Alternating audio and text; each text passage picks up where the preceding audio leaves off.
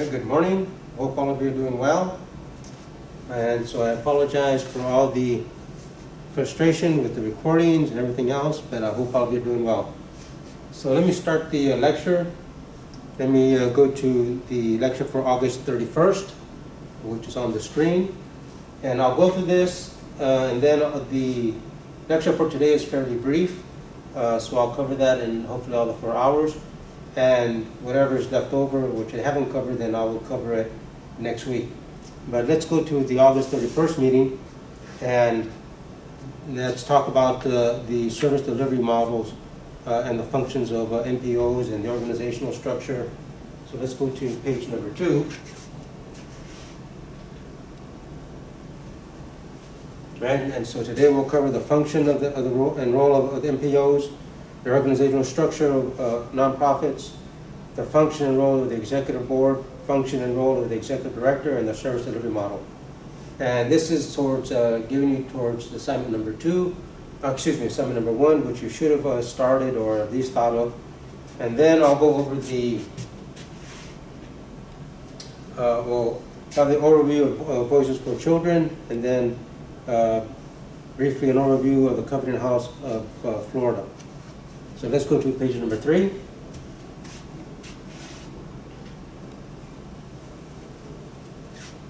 NPOs or nonprofits have several functions. One function is to address some societal need that's not provided by a private or public sector. For example, the Red Cross provides emergency services. As you know, governments tend not to do very good at that, especially in the third world. So organizations like the Red Cross are established to provide emergency services. Let me talk about a very big foundation, the Michael J. Fox Foundation for Parkinson's. That provides a lot of services for individuals with Parkinson's disease, a lot of research. So they're trying to address an issue which government or the private sector just does not have the capability or the capacity or the resources to handle. And the more of a local government area, you have a lot of social services nonprofits that provide services that government just can't provide. For example, a lot of the drug rehabilitation programs are offered by nonprofits. The educational programs offered by social services, again, are provided because government either can't do it, it's too expensive, or they don't know how to do it. And so they provide services to clients. The other thing that nonprofits do is provide opportunities for community and social engagement. Public libraries, for example, are very good at bringing in people to assimilate into the U.S., into society. They provide cultural programs, they provide literacy programs, and so they do a lot of things to get people integrated into the community. A lot of the cultural nonprofits, museums, they also provide a lot of community engagement and opportunities for community engagement and social engagement. Organizations such as museums, public libraries, even social services programs, they strengthen human and social capital. Human capital is enhanced by those organizations that provide literacy programs, that provide employment programs. Any of those sort of things enhance the ability of individuals to be self-sufficient, to become integrated into society. So in that sense, they are providing, they're strengthening human capital. Social capital basically means that individuals become more integrated into the community, more integrated into the society, and so they contribute. Individuals, for example, that go to public libraries tend to be better engaged, more informed about the community than those that aren't, because they're there socializing, and so the public libraries provide a way for the community to enhance its social activity, individuals increase their social capital, and so there are benefits, societal benefits to attending cultural events, attending libraries, attending art centers and museums. So that's the overall function of an MPO.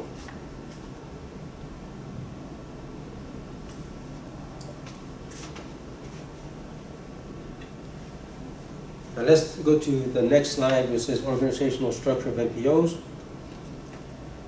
Roughly, there are every MPO, every legitimate MPO that has filed a 501(c)(3) form with the government has a board of directors. The board of directors should have the subject matter expertise to guide the organization. They should, to some extent, mirror the ethnic composition of the target population. So if you have an ethnically diverse population that you're trying to serve, the board should be ethnically diverse as the population. And so that means you have different perspectives on how to address the issue that you want to address. For example, I happen to be bicultural, bilingual, and so if I'm talking about a nonprofit that's going to target individuals like myself, I want individuals on the board that have a similar perspective, because there are cultural differences, there are social differences amongst ethnic groups, and so if a nonprofit is composed of individuals, especially the board, composed of individuals who do not reflect the target population, there may be service gaps, there may be communication gaps. They're also going to focus on things which may be steered or geared towards a particular subpopulation or segment of the target population. So you want to make sure that the board is well balanced.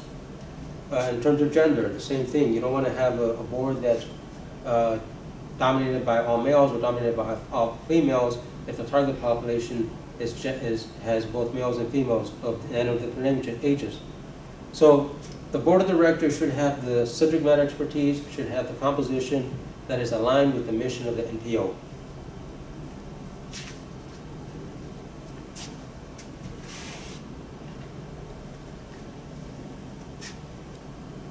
On the next slide, which is page 6, once you have the board, then there's usually an executive director of the NPO. Again, this person should have the subject matter expertise to not only understand the mission of the organization, but also to guide it, to make sure that the financial resources are going towards those programs which are meant to serve the clients, making sure that the individuals that are hired have the expertise to deliver the services, making sure that the management of the organization is smooth, that the organization is going to survive, that their financial resources are being allocated. So the individual needs to have more than just understanding what the issue is. The individual has to have the expertise to manage the organization, to assess the program effectiveness and efficiency of the organization, and to also to engage in community, to engage the community, and also to engage in participation in the community. The executive director is also generally the primary fundraiser, and also that person should be the liaison between the community, the clients, and the board. So the executive director has to be multifaceted and multidimensional, and have the expertise, and not just guide the organization, but have the expertise to make sure that the programs are being delivered effectively.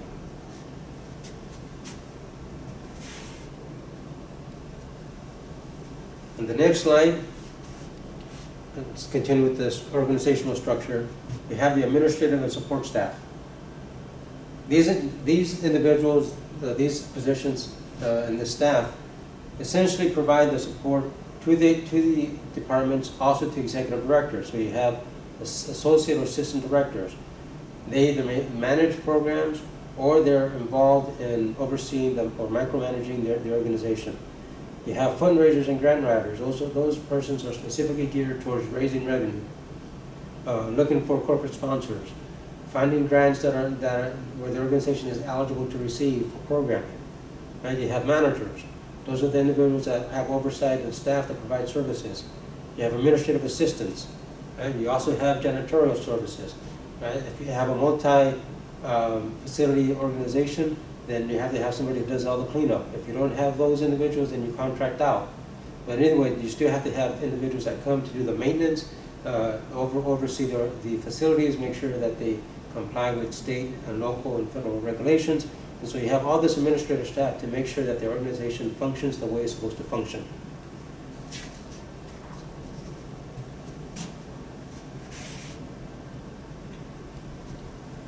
On slide number 8,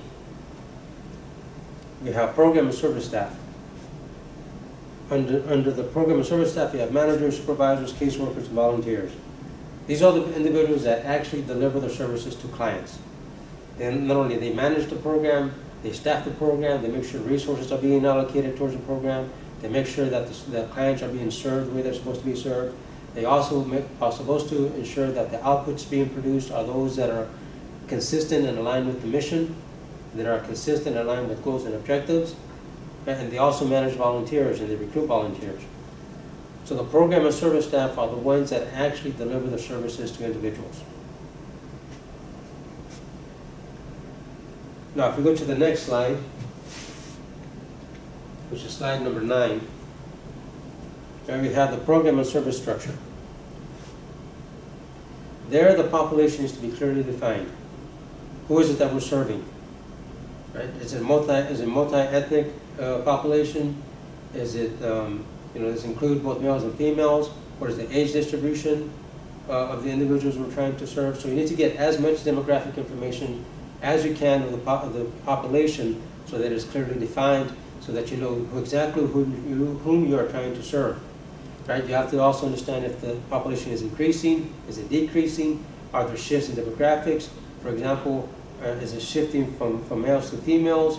Is it shifting from more mature, like for example teenagers? Is there an increase in smaller children? So you need to understand how the demographic of the population is changing so that you can tailor, so you can modify, enhance, and make sure that the organization is shifting towards meeting the emergent issues of the population. Right? Again, the programs and services need to be aligned with the mission. The services and programs need to be aligned with the goals and objectives of the mission.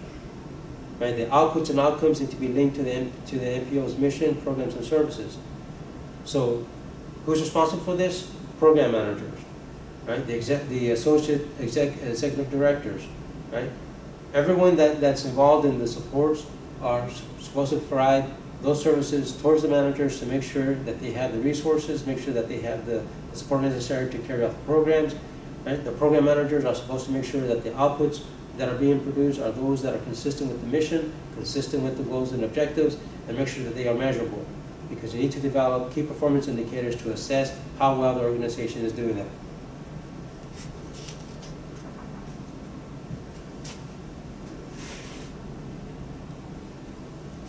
And there's also an accounting and financial structure.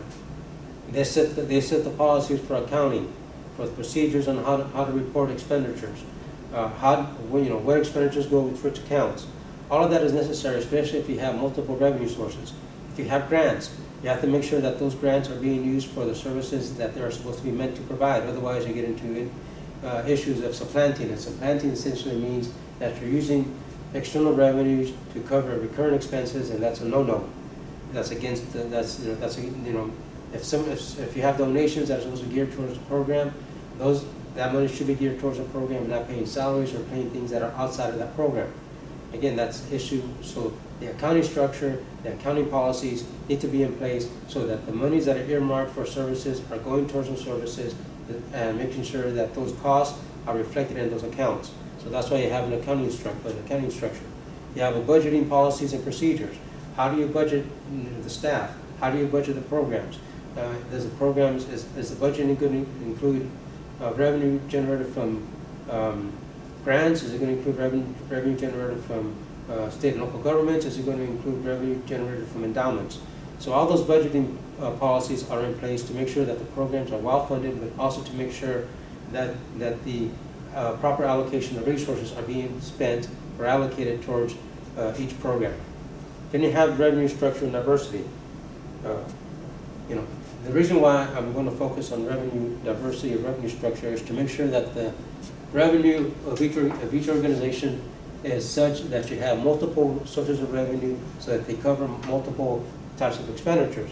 If you have an organization that is heavily, for example, on membership, then those dues are paid for services that are directly related to members and not for services that may be used for services for programs that are meant to do something else, like conferences and that sort of thing. Right? If you have an organization that's heavily on grants, well, those grants are going to be used for programs specifically where those grants are going to be used for. So you can't use grant money to pay salaries that are outside of those programs. And so when you have a revenue structure that is very limited, where you have very little revenue diversity, that means you don't have the flexibility to use those resources effectively or sometimes efficiently. Right? So then similar with the expenditure structure and diversity. The more expenditures you have, the more revenue that you're going to need to cover those multiple types of expenditures.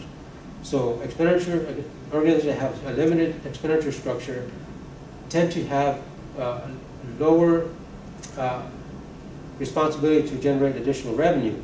And so so the expenditure structure of an organization, it directly impacts the types of revenue that you should be acquiring. And then you have the responsibility centers. Those are the responsibility centers are those units or sub-units within the organization that are responsible for carrying out a program. And those responsibility centers make sure that the revenues and the financial resources are being allocated to the programs, making sure that the staff is being hired and placed in the proper programs, that they're doing the activities that they're supposed to be doing. And so the responsibility center is basically just a subunit within the organization that is responsible for the administration of a program.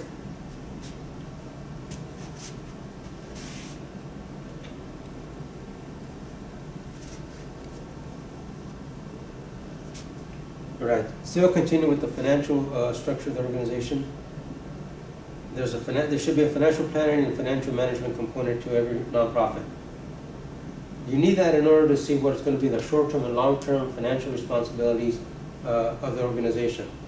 Right? If the population is increasing and things are changing, then your financial plan should reflect the changing demographic. If you're going to increase the programs and services that the nonprofit is going to offer, you should have a short-term and long-term financial plan to make sure that the organization understands how the expenditures are changing, whether you need additional revenue. If you're going to continue the same revenue structure, then what revenue needs to be increased, or what revenue is going to decrease.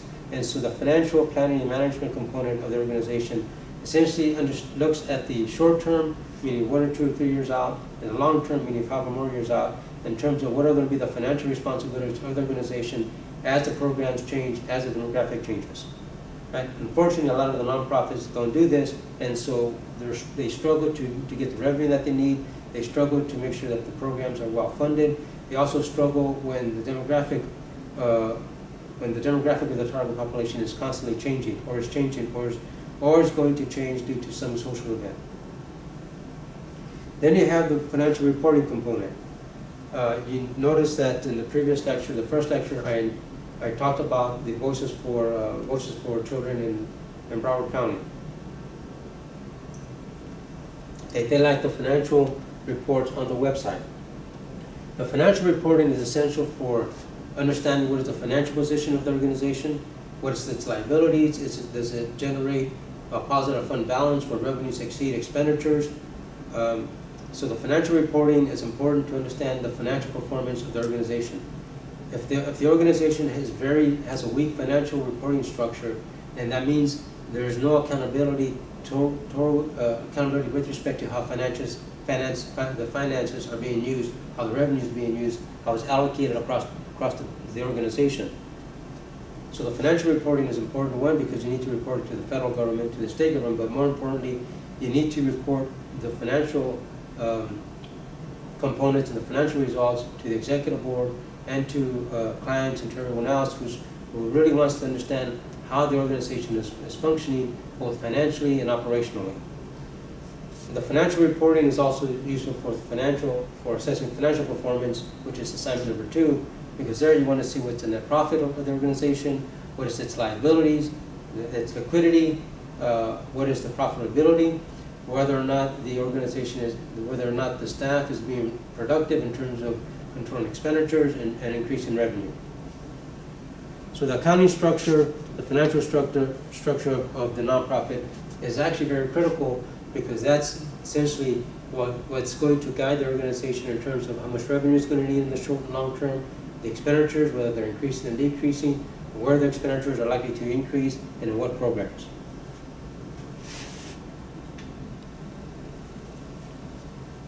Then you have the last component of the organizational structure, and that's program and service assessment, KPIs, key performance indicators. This is a component where a lot of nonprofits are very weak because they don't really understand where the programs are effective.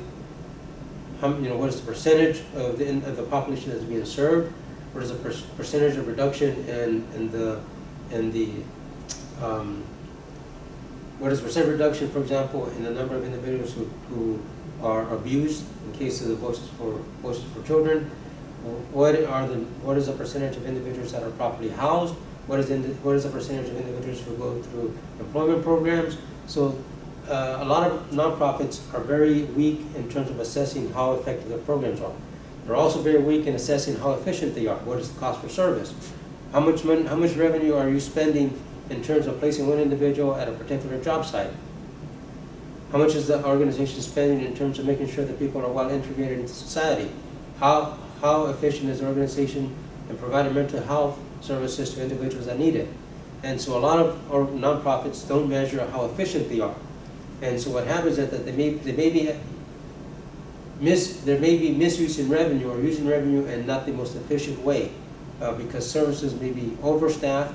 They may have expenditures that don't necessarily should be there. And so efficiency is one of those things that most nonprofits don't measure. Then you have service quality. How satisfied are the clients with the services? Again, this is something that nonprofits tend not to measure. One, because they don't necessarily know how to do it, but also they don't have the staff in order to do this. So assessing the quality of the program is important because that assesses whether there's a service gap in the organization. If you have individuals, for example, of a certain particular age and they're not being served, they're not going to be satisfied with the services because their needs aren't being met by the organization. And so that is a service gap. Similarly, if you have some individuals that may be older clients who are receiving most of the attention, they're going to be extremely happy with the services, but that's going to give you a very skewed distribution of how satisfied people are, how clients are. And so again, understanding the quality of the service is important because it gives you an insight into whether or not your services are providing the services that the clients need. And so again, this is something that most nonprofits don't do very well. The other thing that they don't do very well is assessing the outcomes. Did your organization achieve what it was supposed to achieve? If your nonprofit is supposed to place people in employment jobs, then the outcome is how successful were you in making sure that the individuals were employed?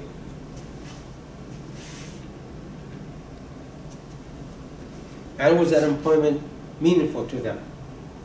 For example, if you're going to send individuals to be security officers and yet they're trying to get a job employment in other sectors, well, providing them with a security officer job may provide them money, but it's not being very fulfilling in the sense that they're not going to give them, they're not being provided the services that they want, which they seem to be, which may be more beneficial to them in the long run than being placed in a job where it's pretty much a dead end. And so that outcome that you want to achieve isn't being achieved because you're placing individuals in those employment opportunities which are not going to be in the long run beneficial to them.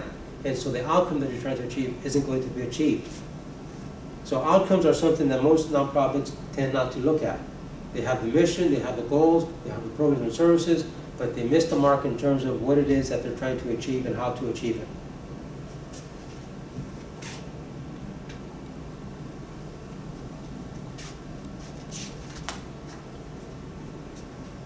We go to the next slide, page 14, Management and Operations Assessment. This is something that most organizations don't do. Private sector doesn't do it, public sector doesn't do it, nonprofit doesn't do it. And that is to see whether staff are productive, whether there's an increase in human capital performance, and whether or not the financial performance of the organization is what it's supposed to be. So in terms of management, very few organizations assess how productive the staff are. In terms of the nonprofit, it's whether or not the staff was useful in raising revenue, not just from donors but from corporations, but also what I'm going to call own source revenue. Those are revenue that the organization produces on its own due to branding of its services, branding of its sales, doing fundraising, for example, having events at golf courses, having special dinners, having special presentations that brings people into the organization, that brings in revenue. So staff productivity generally isn't measured by nonprofits. Human capital performance, the growth of sponsorships, right, the reduction of attrition, that is seldom ever looked at in nonprofits. As a consequence, there tends to be a very high turnover in nonprofits, and that is very expensive because you have to hire people, you have to bring them in, Every time there's someone that goes out, the person is either resigns or the person is fired. That means that's additional person you need to train. It's additional resources that you have to invest in an individual coming on board, and you may have to pay additional higher salary because that person is probably going to come with more experience. And so the human capital component of nonprofits is, again, something that's very weak and something that's overlooked. Then you have the financial performance, right? What's the return on assets? What is their financial stability, right? How is our revenue growth increasing? Are expenditures being controlled? The financial performance of the nonprofits, again, it's another area which isn't analyzed.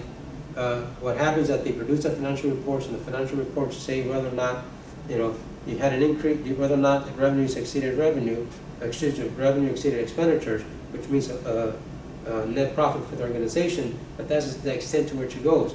They don't do extensive financial performance analysis. How is each program performing? Is each program generating sufficient revenue, or is it controlling its expenditures so that the program is being run efficiently?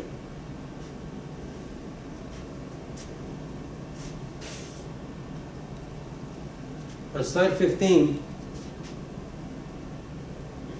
we're going to talk about the board of directors. What is their function? What skills should they have? As I stated in the early part of the lecture, the board of directors should have the subject matter expertise regarding strategic planning, regarding management, regarding programs and services. They should be able to guide the organization and the executive director in terms of making sure that the nonprofit is going to accomplish its mission. They provide accountability and oversight.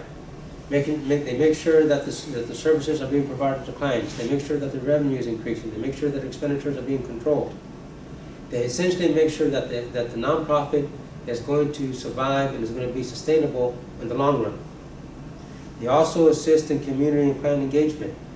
The board of directors should be out there also from trying to increase corporate sponsorships, trying to locate grants for the organization. They're supposed to be engaging the community so that the nonprofit becomes more visible, and so people become more aware of the services, more aware of the nonprofit, so that you can serve more clients. And again, they identify additional sources of financial support. That is the function of the executive board.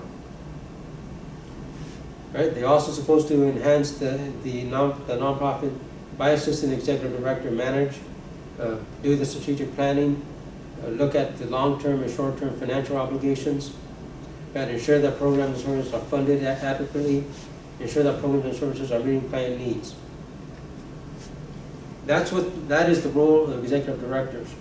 So if you're going to create a nonprofit, make sure that when you start identifying people to serve on the board, that they have the expertise that is necessary to make sure that their organization is going to run efficiently. Making sure that the mission of the organization is going to be met. To make sure that those individuals on the board have the expertise for the programs that are going to be implemented in the nonprofit.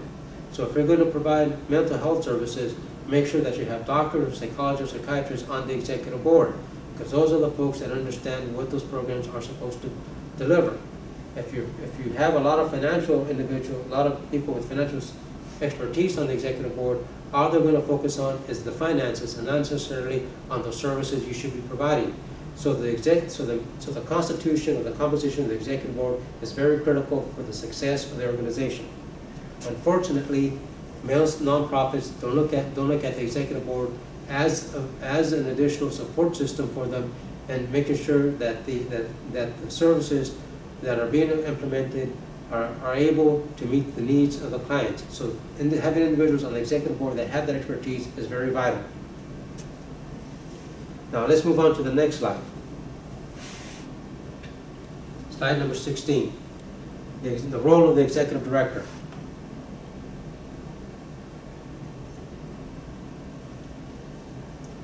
The executive director manages the nonprofit day to day.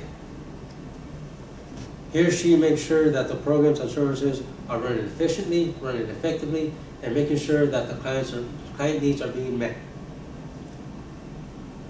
He or she makes sure that the NPO has community standing. meaning that the nonprofit is well respected, is well established, and the people view the nonprofit as serving the community. If you have a nonprofit that isn't well respected, doesn't have any community standing, the clients aren't going to be adequately serviced. The community isn't going to accept it.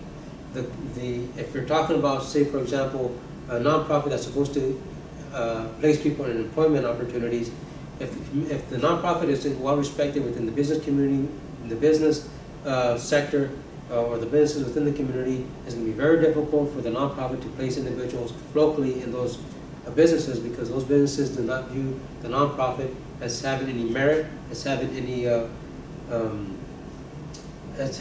being part of the community, because it is not well respected. And so the executive director has the obligation, has the responsibility to make sure that the nonprofit has the standing and the community support that is going in order to raise revenue, in order to meet the client needs, in order to be sustainable over the short and long term. Right? The executive director also establishes a short and long term goals for the program and services. Again, the executive director needs to understand how the population is changing, its demographics. Is it becoming more female centered? Is it becoming more male centered? Right? Are you talking that the clients are becoming a little bit more older, or are you talking about clients that are of a younger age? And so that helps understand the client population, helps to establish short-term and long-term goals for the service, for programs and the services. Also, it helps to establish what should be the outcomes. So the outcomes should be based on the population, but also the outcomes should be based on any emergent issues that the organization is going to identify. Because over the long haul, over the long term, those emergent issues are then going to become part of the organization, and so the programs and services need to make sure that they incorporate and they integrate those emergent issues. Otherwise, you're going to have a service gap. The service delivery model also needs to reflect the changes in the demographic, the changes in the population, the changes in the services and programs that are being delivered, and also incorporate changes to the goals and the outcomes.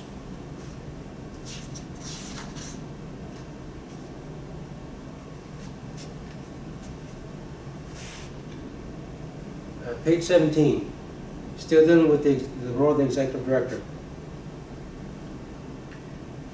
The executive director also should hire competent staff. If the executive director and his or her managers do not hire the staff that have the skill set that is necessary for the organization and necessary for the program and services, those programs and services are going to be ineffective, inefficient, and you're not going to serve their clients well. And you're not going to achieve the goals and the objectives in a way that they should be achieved.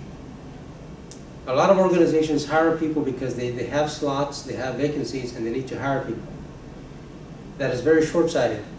When I worked in government, when I worked in nonprofits, or the organizations, there was a vacancy, an individual had to be hired, and you hired them without fully vetting them, making sure that they have the skill set necessary for them to be, one, successful, but also, more importantly, to make sure that the goals and objectives of the program and services are actually being met, and that the client needs are being met, and that the clients are actually satisfied with the services that they get. So hiring competent staff is important for multiple reasons. One, hiring competent staff increases the revenue. Hiring competent staff reduces expenditures. Hiring competent staff makes sure that the programs and services are actually being delivered the way they should be delivered. They have the skill set necessary to do the jobs efficiently and effectively. Right? The executive director also increases financial support. Again, if the person is engaged in the community, he or she is able to attract corporate sponsorships, able to attract individual donors, able to attract endowments, able to attract grants, able to attract state and local resources to enhance the financial capacity, the financial stability of the organization. If the executive director cannot do that, then you're going to have a nonprofit that's not going to survive over the long run, and that's going to have financial problems and financial stability. The financial director should also modify services and programs based on key performance indicators. Again, most nonprofits do not do a very good job of developing performance indicators. How well are services being delivered? Are they effective? Are they efficient? If they're ineffective, then those programs need to be modified. If the executive director does not have the expertise to do that, then those programs and services are not going to function optimally. They're not going to provide services optimally. People are not going to be serviced optimally. So those performance indicators are essential to making sure that the programs are constantly being enhanced, constantly being modified, so that they are able to provide their services consistent with the mission, consistent with client needs. Okay. Next slide. Slide number 19. It's a service delivery model. Based on all the functions that I mentioned, all the responsibilities of the executive board, of the executive director, of the assistant associate directors, of program managers, of support staff. Those are the individuals that are supposed to deliver the services in a well-integrated fashion. So the service delivery model for the generic service delivery model is presented on page 19. And this is for your first assignment, so you're supposed to create a service delivery model for the nonprofit that you are going to analyze or examine or assess. So you see the first box that's the box for the board of directors. They are supposed to help and guide the executive director in managing the nonprofit. Again, the responsibilities of the board of directors is assist with the financial oversight, assist with revenue enhancement, assist with short-term and long-term strategic planning, assist with short-term and long-term financial planning, making sure that the programs and services that are established are consistent and aligned with the mission. The executive director takes the input from the executive board, utilizing his or her skill set to establish, manage programs and services of the nonprofit. That means having the managers that have the skill set to manage those programs, making sure that the staff that are assigned to those programs have the skill set to make sure that the programs are being run effectively, making sure that each program understands what the target population is, understand what they're supposed to accomplish, what they're supposed to produce, and what outcomes they're supposed to achieve. Executive directors, program managers then assign the financial resources, the staff, the material supplies, all of that stuff to the programs and services. Because that's what the programs and services need in order to deliver the services to clients. As the services and programs are being delivered, they produce outputs. The number of clients served, the number of clients taught, the number of new clients attracted, right? The percent of individuals who completed the program successfully, and understanding what is the program attrition, and all of those are outputs. Some of them are good outputs, some of them are bad outputs, but you need to understand what it is that the programs are going to accomplish and how they're going to accomplish it, and what is it that they're producing as the programs are being delivered. Those outputs then provide feedback to the executive director. Right? They should provide a feedback to the executive director in terms of how well the programs and services are being managed, how well the programs and services are being effective in terms of meeting client needs, how are they efficient, what is the cost of service, what is the cost per output. All of that's supposed to provide feedback to the executive director so he or she can then make changes in terms of the financial resources, in terms of staffing, so it should be an ongoing process. Now, once the outputs also provide feedback to the board of directors in terms of how well those programs are being managed, whether or not those outputs are consistent with the strategic plan, whether or not those outputs are consistent with financial planning, right? Whether or not they're consistent with what the executive directors view as the mission of the organization.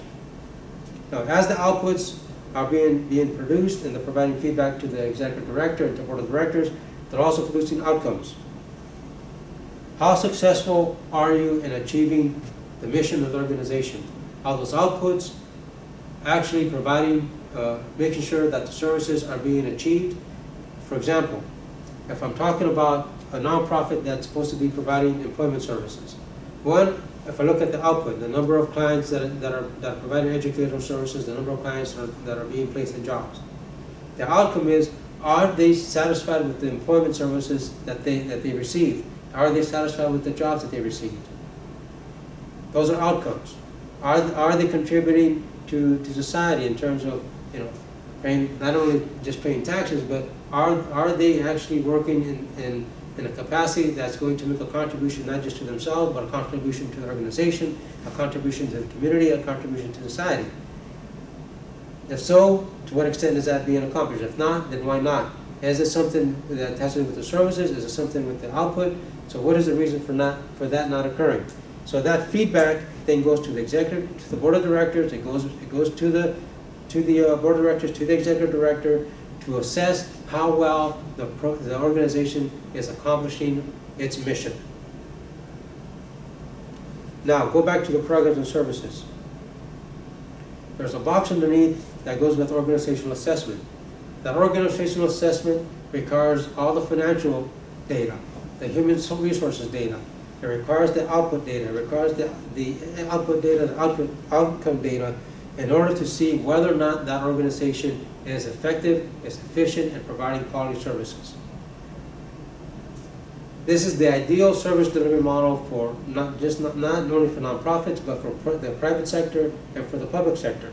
You need to understand the operations of the nonprofit to make sure that it is going to accomplish its mission, going to accomplish and attain its goals and objectives, and is going to do so in an effective and an efficient manner. Making sure that the revenues are being allocated and aligned and utilized efficiently and effectively. Making sure that the staff are properly aligned with services, and that the staff have the skill set in order to deliver the services effectively and efficient.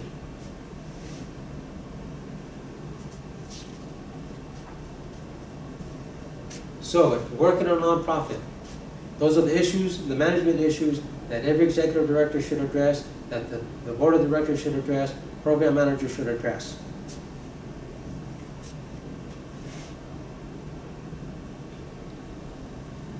All right, let's go to the live case studies.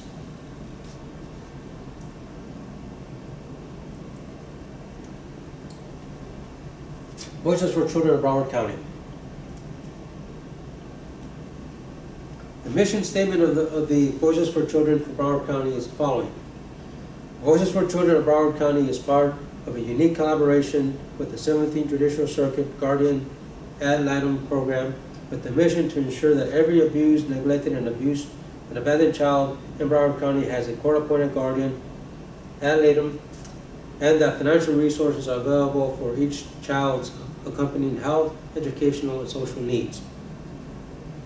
That is the mission statement. The population, I don't know how well defined it is. It says every abused, neglected, and abandoned child. These occur simultaneously. Some children are abused, not only they're abused, they're neglected, and they're abandoned. Some children are just abused, some children are just neglected, and others just abandoned. I don't know, based on the information that I read off the site, how many of them are males, how many of them are white males, how many of them are black males, how many of them are Asian males, how many of them are Hispanic males, how many of them are females. Again, I don't know how many of them are black females, how many of them are white females, how many of them are Asian females. I don't know how many of them are abused, I don't know how many of them are neglected, I don't know how many of them are abandoned. When I look at the mission, I know it's supposed to do something with health, education, and social needs. Then the question becomes, does the organization have the structure, have the programs to meet the health of the children it's supposed to serve? And health can mean mental health, it can mean emotional health, it can be nutrition, physical health, psychological health. So health covers a multitude of issues. Educational needs, similar, right? What types of educational needs do they need? Is it remedial? Is it with mathematics? Is it with reading and writing? I don't know. Social needs, that can be, for anything from interacting with other children, making sure that they're going to be well adjusted for society. So the mission seems to be very broad. It looks good. It reads well. Whether or not the organization performs what it's supposed to perform, that is an assessment that is done based on the financial reports, based on the description of programs, based on the structure of the organization, and so we'll proceed with the next slide.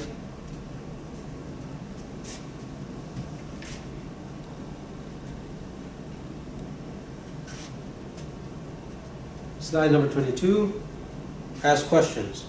Is the mission statement concise and succinct? Does the mission statement outline the programs and services provided by the nonprofit?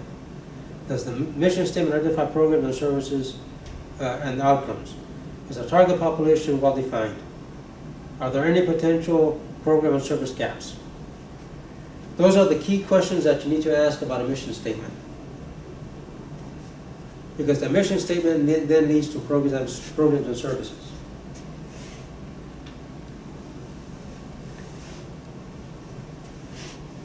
Slide number 23, programs and services of the Voices for Children of Broward County. This is the statement on the website. Through our innovative programs and services, Voices provides the necessary resources and tools to lead healthy, safe, and happy childhood. We have financial resources for emergency, normalcy, education, and caregiver needs. Then the question becomes, is this consistent with the mission? Because the mission statement says provide health, educational, and social needs. The program should be aligned with the mission. Right? So the innovative programs, whatever they may be, provides necessary resources and tools to lead healthy, safe, and happy childhood. The financial resources are for emergency, normalcy, education, and caregiver needs.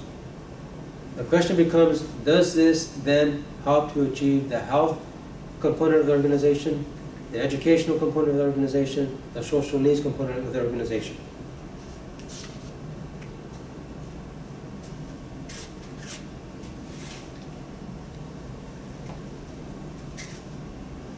Going to the next slide,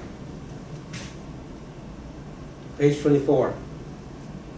Then list the programs. The Dream Big Days program provides an opportunity for the children to experience enriching venues, cultural institutions, and events throughout the year. The question for me then becomes, does this program align well with the mission, and does it align well with the statement about the programs, about the innovative programs?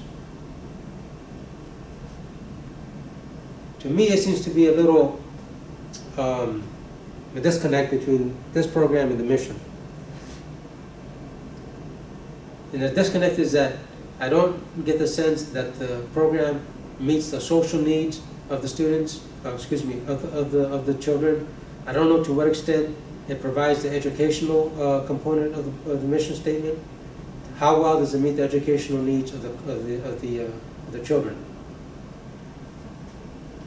The second program is the School Break Food Program, which bridges the gap in nutrition during the Thanksgiving, winter, and spring breaks by providing the nutritious meals while school is not in session. So does this program meet the health needs of the children? If we're talking about mental health, psychological health, then the answer is no. Providing food to children, to abandoned, neglected, and abused children, that does not necessarily meet the mental needs, the mental health needs that they have. It doesn't address the psychological needs that need to be addressed. And so if you're looking at it in terms of that, from that aspect, then no, it doesn't help meet the mission of the organization. And the third program is the Volunteer Recruitment and Retention Program, which helps recruit and retrain quality volunteer guardians. Well, then the question becomes, are these individuals, what is their skill set, and how do they meet the mission of the organization? Do they provide educational services? Are they capable of providing the health program benefits, or not benefits, but do they provide the necessary health resources that are required to meet the psychological, mental, emotional needs of the children? If the guardians do not have that skill set, then there's a service gap. Not all of the health needs of the children are being met. Right? How do they meet the social needs of the children? Do the guardians interact? How do they interact with the children? Do they take them to places where they interact with other children? So these programs, although they mean well, I don't know how well they're going to accomplish the mission of the organization.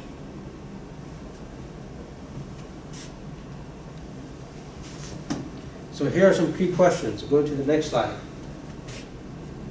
Slide number 25. Are the programs and services aligned with the mission statement? Are programs and services goals and outcomes stated? Right, so go back to the Big Dream Days program. What is the output? What are the outputs? How many cultural events are attended per year? How many number of children attend them per year? Go to the school break program. How many meals do the children get? What is the cost per meal? What is the percentage of the client population that's being served? If we go to the number of volunteers, right? Is there a shortage in the volunteers in terms of the number of clients? Right? How many clients per volunteer? If there's an excess of volunteers, then how can you then make sure that those volunteers are able to serve? Because then you're going to have an issue of attrition. Right? The other thing with the volunteers is, how long do they serve? Is there a constant rotation of volunteers? If there's a constant rotation of volunteers, that means that the children are going to be serviced by different volunteers depending on what day of the month it is. Right? So there's no consistency in terms of providing services to children. Right? That's going to then result in service gaps. It's going to make the program ineffective and inefficient. So these are the questions that you need to ask about the programs in terms of outputs, in terms of outcomes, in terms of whether or not they're aligned with the mission statement.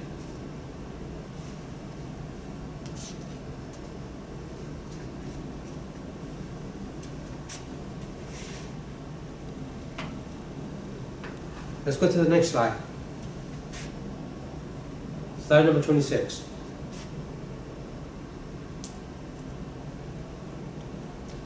Slide number 26 looks at the composition of the Board of Directors for the Voices for Children of Broward County. On this slide, you see that there's 99% of the individuals on the board are white. There's only one black individual on the board. That may or may not be good, depending on the diversity of the population. If you have a very diverse population and a very homogeneous executive board in terms of ethnicity, that's an issue, potentially. Because that means that if you have a predominantly minority population that's abused, neglected, and abandoned, you have an ethnically homogeneous organization deciding policy for a population that's ethnically diverse, who may not necessarily have the same background, the same cultural upbringing as the executive board. So that means that the organization is going to be managed in a particular way that's not going to necessarily provide very good services to an ethnically diverse population. Now, you have basically an equal split for females and males on the board, which is good if you have a predominantly genderly mixed population. But if you have a population that's predominantly male or predominantly female, then the gender composition of the executive board may not be optimal in terms of making sure that the services that are the expectation of the services of the clients are being met, and also may lead to potential problems with respect to making sure that the goals and objectives of the organization actually meet the needs of the population if the population is predominantly female. Again, the problems become more extensive if we're talking about a population that's ethnically diverse, because the needs of black females may not be necessarily the same as the needs for Hispanic females, and which may not necessarily be the same as the needs for white females. So if you have a homogeneous ethnically population, but has a split of males and females, that again may add additional constraints or may add additional issues to the management of the organization if the population is ethnically diverse, not only just ethnically diverse, but in terms of diverse in terms of age, diverse in terms of gender. Right? Also look at their expertise. You have a consultant. Does that consultant have the expertise to manage an organization that deals with health, with educational issues, with social issues? If that person doesn't, then that person is not going to function effectively. You have a volunteer. You have a police officer. You have someone in tourism and sales. Do they have the skills? Do they have the skill set in order for them to manage their organization effectively and efficiently? Probably not. So while you have a board of directors for the Voices of Children, the composition of the board seems not to be aligned with the mission of the organization. And even individuals with family law. Right? Do they deal with issues that deal with neglect, deal with abuse, deal with abandonment? Right? The organization is supposed to provide health services. No one on the board seems to have an expertise in terms of health or social services. That could potentially play to service gaps. How many of them are educators? None. So if you look at the board, the composition of the board, the question is, how useful are they to manage the organization? How useful are they in terms of making sure that programs and services that the organization is supposed to deliver is actually being delivered to the clients?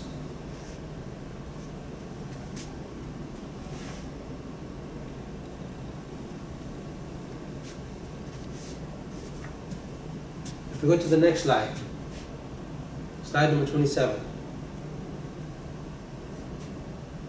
Key questions. Is the ethnic composition of the board of directors consistent with the target population? Is the gender composition of the board of directors consistent with the target population? Is the subject matter expertise of the board consistent with the mission of the nonprofit? Again, going back to the early part of the lecture, is that one of the things that most nonprofits don't do very well is making sure that the board of directors has the expertise, has the skill set to make sure that the organization is going to function the way it's supposed to function, making sure that the mission is going to be met, making sure that the programs and services that are being delivered are consistent and aligned with the mission, and making sure that the outputs and outcomes that are being produced are consistent with the mission of the organization and are consistent with the goals, with the services and programs that are being delivered.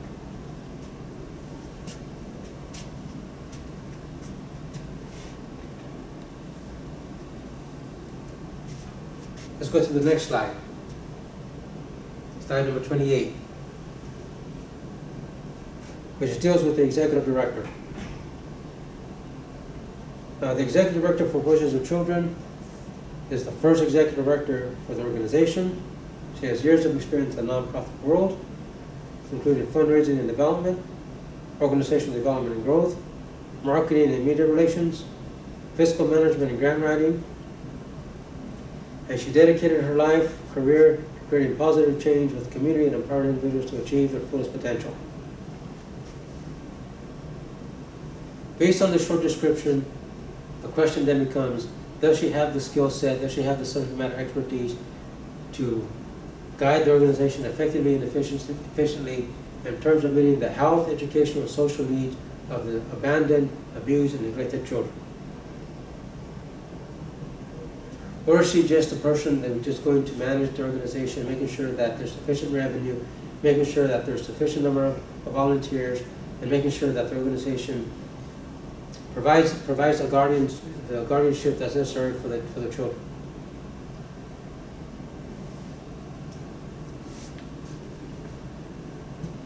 Key questions. What are the strengths of the executive director? Does she have the skill set necessary to make sure that the programs are meeting the mission? What are the weaknesses of the executive director in terms of her skill set? Is the executive director's skill set aligned with the mission of the nonprofit? More importantly, what are the program and service implications of staffing the organization with an executive director that may or may not have the skill set necessary to make sure that the organization is supposed to meet its mission. And because the tone, the management, the operations of the nonprofit is based on the expertise of the executive director. If the executive director is not a certified social worker, is not a certified educator, right? Is not a certified financial executive, right? If the individual lacks that expertise, then how effective is that person going to be in terms of managing the organization? And how effective and efficient is the organization going to be if the executive director lacks those skills? Right? How do you know whether the organization is meeting the health needs of the children? How do you know whether the organization is meeting the educational needs of the children? How do you know whether or not the organization is meeting the social needs of the children if the executive director of an organization lacks that skill set?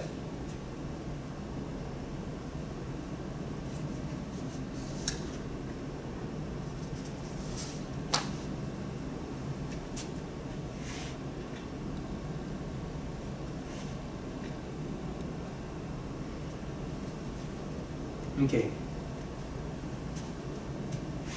Let's go to slide number 30, the financial structure.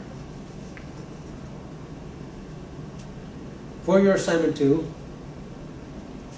you're supposed to provide a financial performance report on the nonprofit that you selected.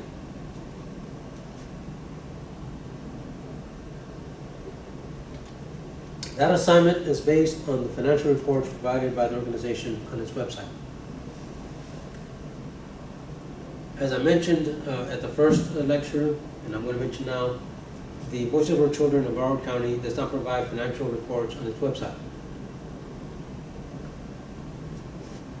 So there are key questions that aren't going to be answered because the financial information is not provided.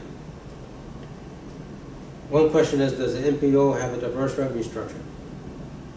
And what are the major revenue sources? Are programs and services adequately funded?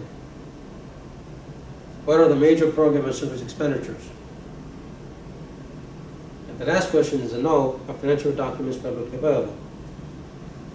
The first set of questions are critical for understanding the financial performance of the organization. Is it sustainable? Is it profitable? Does it operate efficiently? What is its financial position?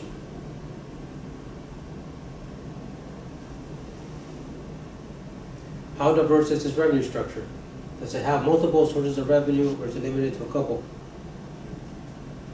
Does it primarily receive its funding through government grants, or are there corporate sponsors and individual donors? To answer those questions, I don't know.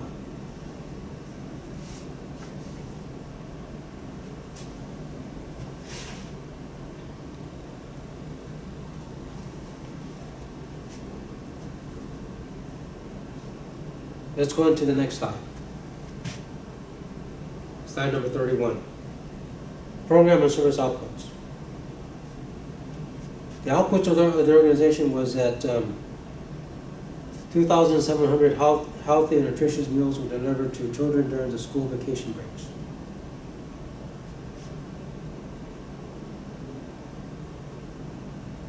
(501) children received emergency services. 3,844 children were provided necessary life essentials and opportunities to realize their true potential. 4,395 children not only survived but thrived. 300 community leaders were recruited and trained as volunteer guardians at Leno.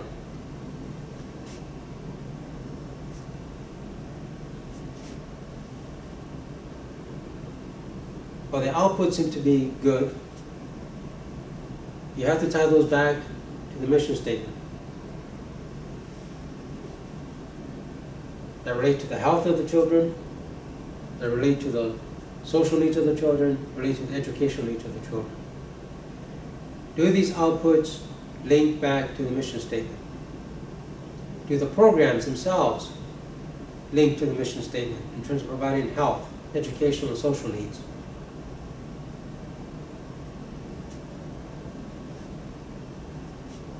When the statement says they provided healthy and nutritious meals, how is that measured?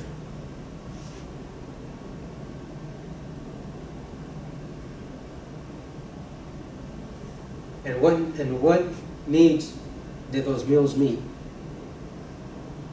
If health is measured in terms of nutrition, yes.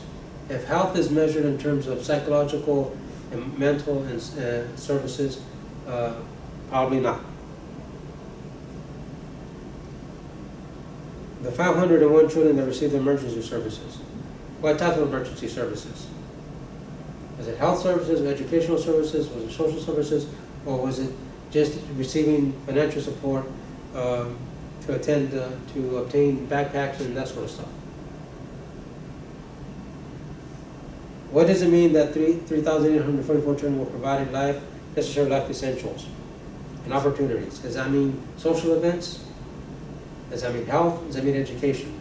So how does that tie back to the mission statement? How does it link directly to the 3 programs?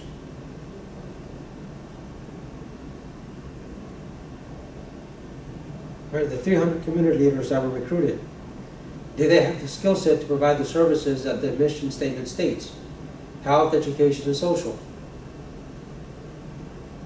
How effective were they in meeting the needs of the children, of the clients?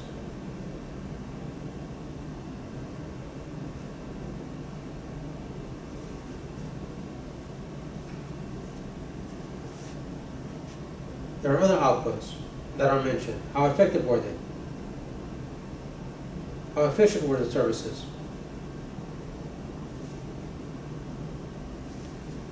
Are there any service gaps?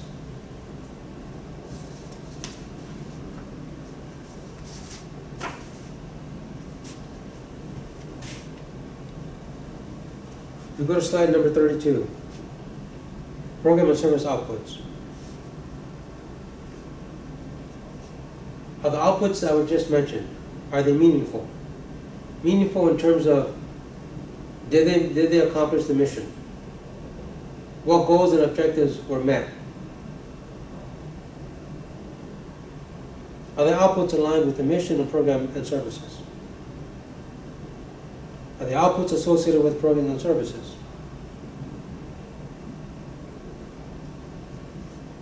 What outcomes were produced by the outputs?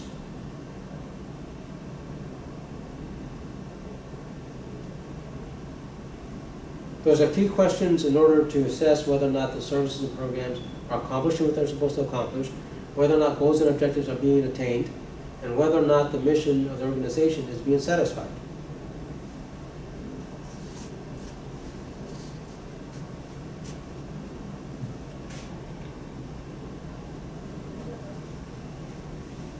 Slide number 33.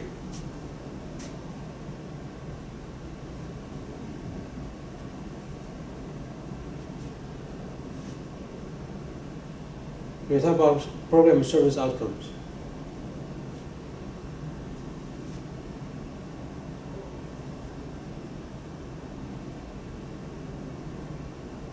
Are there specific outcomes associated with each program and service?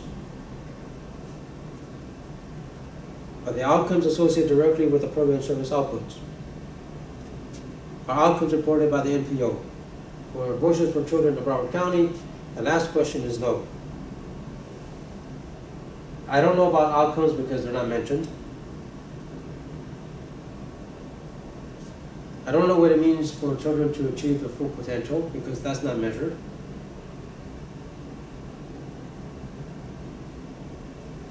Let's go to the mission, the part of the mission statement that talks about educational needs.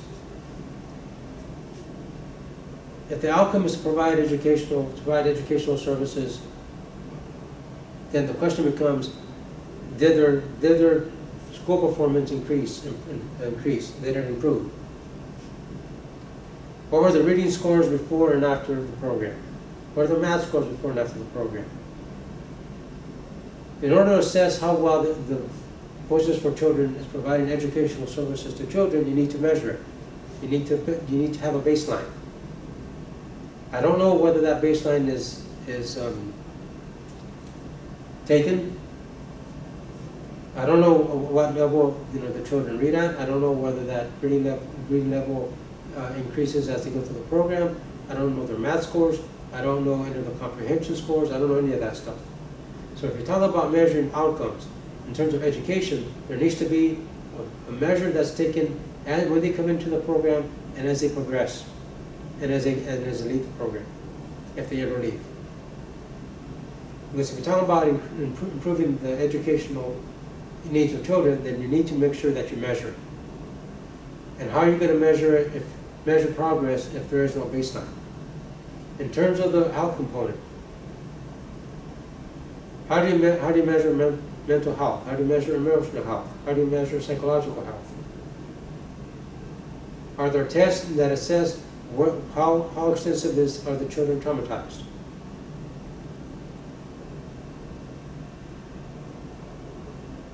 What type of counseling what kind of type of counseling services are being provided to the children? How well adjusted did they become? Those are outcomes. Because the organization doesn't provide that information, I cannot assess whether or not the mission is being accomplished. I don't know how effective they are. I don't know how efficient they are. So if you're talking about managing an organization, you need to find out what it's supposed to accomplish, how is it accomplishing it, and whether or not the outcomes that are being achieved by the organization are consistent with the mission. So managing a nonprofit does not mean increasing revenue all by itself. Managing an organization does not mean establishing programs and services. Managing a nonprofit means understanding how the nonprofit is supposed to operate. Does it operate the way it's supposed to? Is it effective? Is it efficient? Does it meet the outcomes?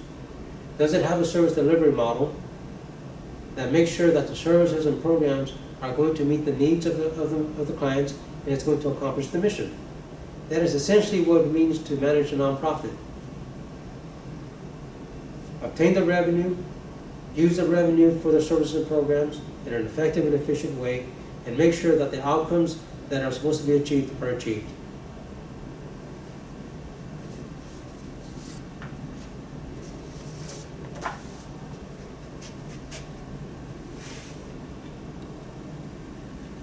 Slide number 34.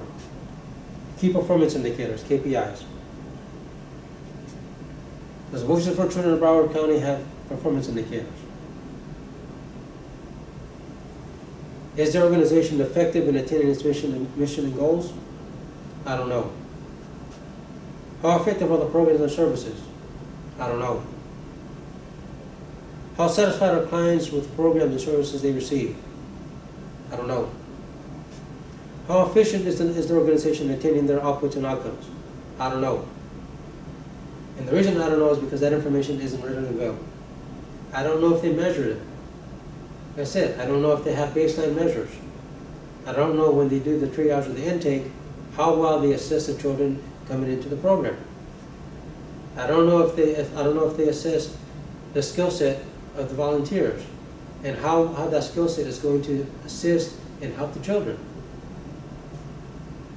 I don't know how many staff are assigned to each program. So I don't know how efficient they are. I don't know the cost of service.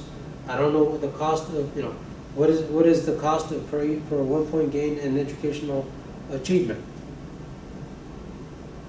Because key performance indicators aren't reported. I don't know if they're kept. I don't know if they were developed. Again, if you're talking about how to manage an organization, how to manage a nonprofit, you need key performance indicators to assess how well the organization is managing the programs. If the key performance indicators are stagnant, that means there's no progress. If the key performance indicators are decreasing or becoming negative, that means there's something wrong with the programs. You want to see progress in the key performance indicators, progress in terms of more percentage of the client population is being reached. Right? There's an increase in the number of the percentage of clients that are well integrated. Right? You want to have an increase in the number of clients, children that are healthy, physically and mentally. And that you need to measure. If you don't measure it, then how well do you know that the needs are being met? How well do you know whether the programs and services are operating and being managed in a way that they should be managed? You need those key performance indicators to make programmatic changes to programs and services. You need to know all of that in order to see whether or not some certain programs need additional staff, need additional resources. Because that is what it means to manage an organization effectively. The board of directors need that expertise. The executive director needs that expertise. The program managers need that expertise.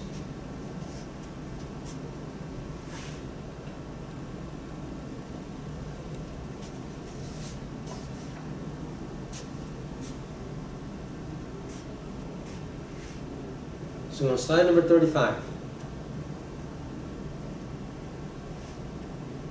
based on what I read for the Voices of Children of Broward County, slide 35 presents the service delivery model that I was able to create based on the information that is readily available. As I mentioned, there's the board of directors. There's information on them, on their expertise.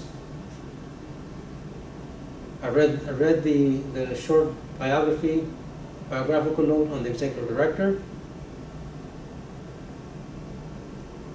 There are at least 3 programs: the Dream Big program, the food program, and the volunteer program.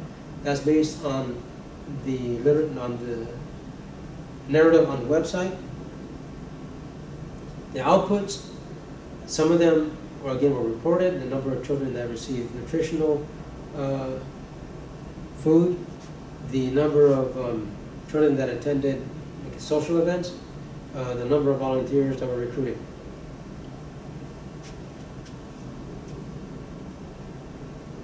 So if you look at slide number 35 of the PowerPoint deck, right, the board of directors oversees the executive director. The executive director sees the 3 programs. The only program resources that I was able to glean from the website are the number of volunteers. I don't know how much financial resources how the financial resources are allocated across the 3 programs. The outputs I can only guess based on what is reported. I don't know what the outcomes are. Those aren't reported. Key performance indicators are not recorded, so I don't know whether clients are satisfied. I don't know the number of, for example, the number of volunteers that are retained. I don't know what is the cost of service for each program. I don't know what the cost is per client, per child. So I don't know. There's a lot of performance measures that I don't know because they're not reported. So if you're talking about a service delivery model for the organization, it's lacking a lot of components. Part of that is a function of management. Part of that may be a function of the board of directors. Part of that may be a function of program directors.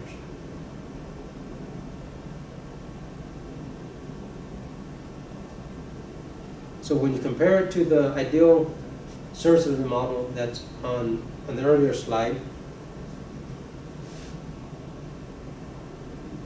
the service delivery model for Voices of Children seems to be lacking.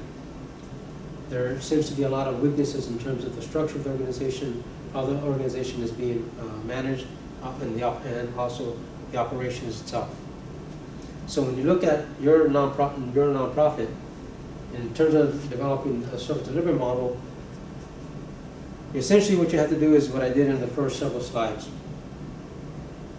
Look at the board of directors. Look at the executive director. See if financial resources are documented in financial reports. Find out whether they produce annual reports in terms of the number of individuals served.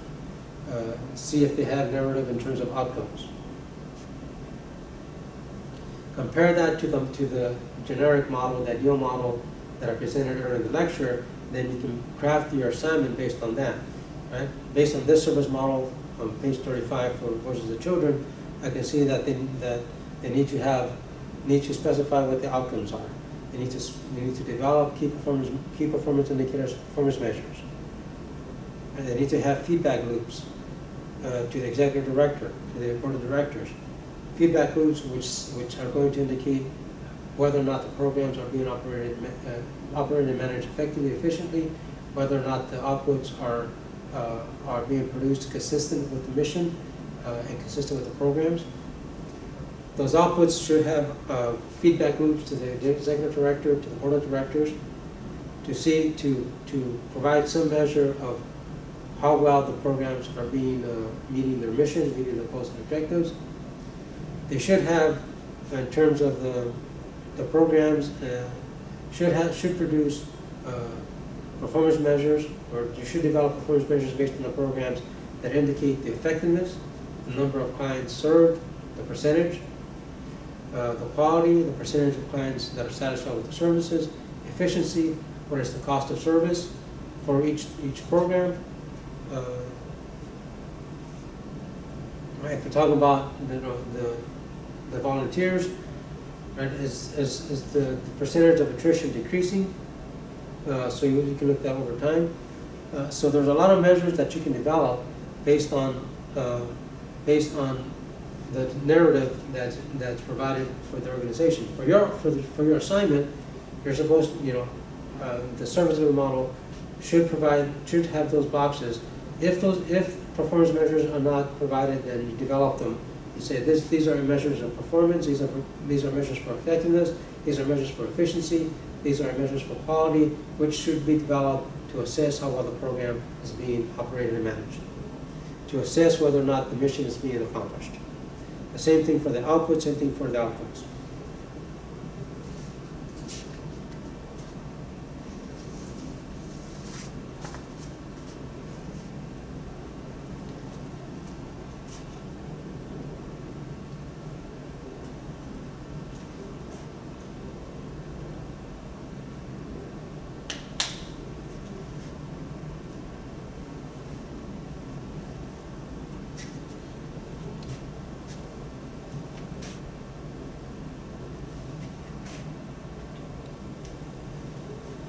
On slide number 36 are some quick questions in terms of the organizational and program assessment. I mentioned in the first lecture that you're essentially doing a SWOT analysis. A SWOT analysis looks at the strengths, weaknesses, opportunities, and threats of an organization. And so this is part of understanding how to manage organizations. For nonprofits, understanding the strengths, weaknesses, opportunities, and threats are more critical. They're more critical because revenue tends to be uncertain. The number, for example, the number of corporate sponsorships may increase or decrease year after year. The number of donations may increase or decrease. The amount of donations may increase or decrease. The grants that are obtained by the nonprofit may increase or decrease, or the amount itself may decrease. There may be high turnover in terms of staff. So if you're looking at an organization in terms of its strengths, does the nonprofit have any strengths? One strength can be that it has very well-defined programs. It could have, another strength could be that the organization has sufficient revenue. A weakness of the nonprofit may be that the executive, the board of directors does not have the skill set or expertise that is necessary to make sure that the programs are going to accomplish the mission. Another weakness of the organization may be that outputs aren't aligned well with the mission statement and with the programs. Another weakness is that the outcomes for the organization are not mentioned. Right? Another weakness is that there aren't any performance measures or key KPIs to assess how well the organization how well the programs and services are providing services to meet the needs of clients. For example, the percent of clients served. Right? How efficient is the part of the program? What is the cost of service? Right? What is the quality of the service? How many clients are actually satisfied with the services they receive? So if organizations don't have that, then that's a weakness. Now, those weaknesses also present opportunities. So every nonprofit has an opportunity to strengthen its financial structure. Each nonprofit has an opportunity to enhance its programs and services. Each nonprofit has an opportunity to enhance its financial reporting and its development of key performance indicators. Those are opportunities. There's also opportunities to enhance revenue, opportunities to reduce expenditures, opportunities to enhance programs and services. Those are opportunities.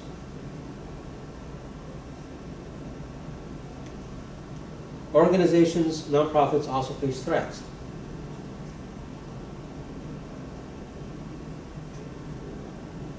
If there aren't any performance measures that are being developed or being monitored, if the revenue structure of the organization is stagnant, if revenue tends to be decreasing, and if there's high attrition amongst volunteers, high attrition amongst staff, those are threats. Those threaten the stability of the organization. They threaten the delivery of services. They also undermine the credibility of the organization. They undermine the standing of the organization in terms of in the community and in terms of the profession. Those are threats. Those threats can be major or minor depending on your assessment of the organization. For example, going back to Voices of Children, it has a lot of weaknesses. There's information that isn't readily available to people who are from the outside looking at the organization. The organization may be compliant in terms of meeting the 501(c) standing, in terms of providing information to the state and federal taxes, providing those documents, but in terms of the management and operations of the organization, there seems to be a lot of weaknesses and a lot of threats. High turnover amongst volunteers is not good. That creates instability in terms of service delivery. If the target population is changing, the demographics of the population are changing, the organization may not have the capability, the capacity to meet that change. That is a threat, which means that services aren't going to be delivered the way they're supposed to be delivered. Right, so for your assignment 1, compare the structure of the organization to the generic ideal service delivery model that I developed. Construct the one for your organization. See which boxes are there, which boxes aren't, and then go through what I just did. Identify the strengths, identify the weaknesses, identify the opportunities, identify the threats, then provide recommendations. For the Voices of Children, the recommendations are going to be: make sure that you provide financial reporting. Make sure that you develop program measures, performance measures, KPIs. Make sure that you specify the outcomes. Go back and revisit the mission statement. Specifically state what you mean by health needs. What do you mean by educational needs? What do you mean by social needs? And then make sure that those programs are meeting the criteria that you have for each type of service.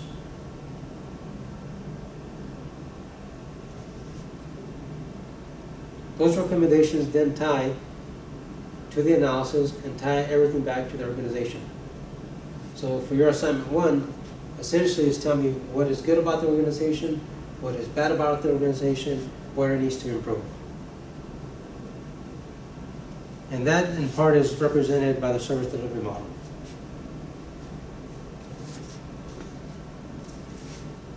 So that concludes the lecture for last week on the 31st. Now let me go back. Now let me do the lecture for today, which gets more into detail of the revenue structure of the organization. So give me a few minutes, and then I'll get that PowerPoint presentation up, and then I'll start the segment of this portion of the lecture.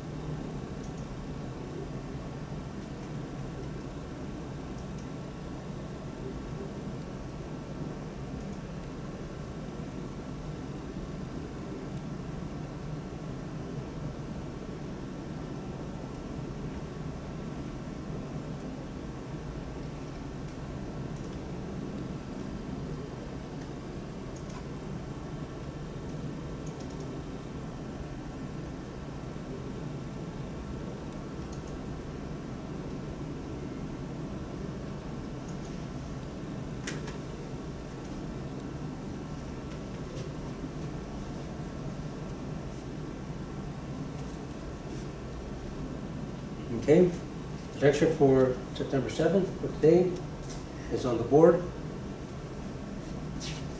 So let me start this part of the lecture.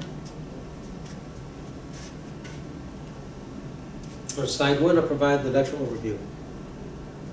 That includes the financial resources of the NPO, the revenue structure, revenue diversification. Then I talk about the expenditure structure, expenditure diversification, and then I use the live case study of the Covenant House.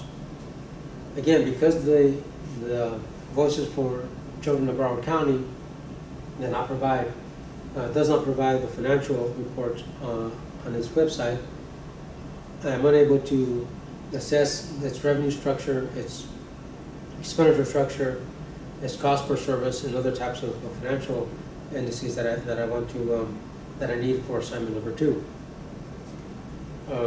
So the Covenant House provides that information on the website, so I use the financial reports to assess its revenue structure and its expenditure structure, and also to utilize the Simpson Diversity Index for developing a diversity score for its revenue and expenditure structures. And those are the Excel spreadsheets that I have on the site for the course on the Canvas site has those spreadsheets which you can utilize for your assignment 2 if you do choose to do so. All right, so let's talk about the financial resources of the NPO.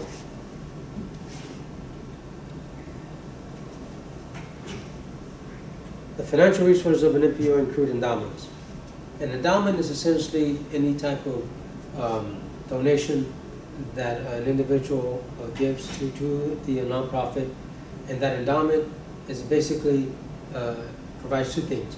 Provides some financial support for staffing the organization, but that endowment also generates money which also is retained for the endowment to increase the size of the endowment. For example, universities get endowments.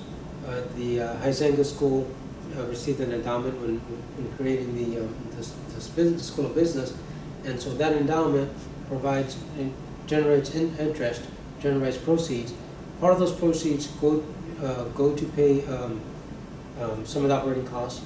The other portion of it then is retained within the endowment, so that the endowment grows from year to year. As that endowment grows from year to year, the interest also increases from year to year, and the amount of contribution to the operations of the college increases, but also the endowment increases, because you're splitting the interest between two components, the endowment and also to operations. That's generally how endowments work. Then you have corporate sponsorships that can be year after year or it can be multi-year. Okay? A private corporation may decide to donate several $1 million to a nonprofit. That can be for 1 year, it can be for multiple years, right? So those are corporate sponsorships. You have individual donations. Individuals may decide to donate $25,000, $10,000, or less, or it could be more than that, to a nonprofit on a one-time basis, or it can be for multiple years. You have memberships. Some organizations, for example, like the National Education Association, has members, school teachers. The school teachers pay an X amount of membership dues for that organization, and so those membership dues are then help pay for salaries, help establish programs, and so forth. You have fundraising. Fundraising are those activities that generate revenue. It could be, for example, having banquets. It could be having speaking engagements. It could be having events at golf courses. Anything that then generates revenue for the organization, which is maybe separate from grants. Right, so those are activities that raise additional revenue.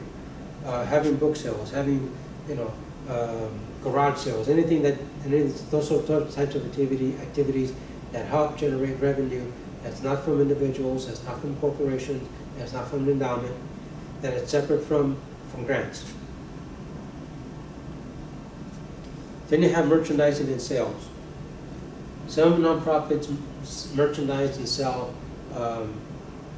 goods. It can be cups, it can be backpacks, it can be t-shirts, They also can lease their name for branding, and so that generates revenue. Some nonprofits sell books and sell their publications, and that generates additional revenue. For fundraising, let me go back to fundraising. Fundraising can also be conferences, it can be training, it can be types of activities that where people pay money to attend.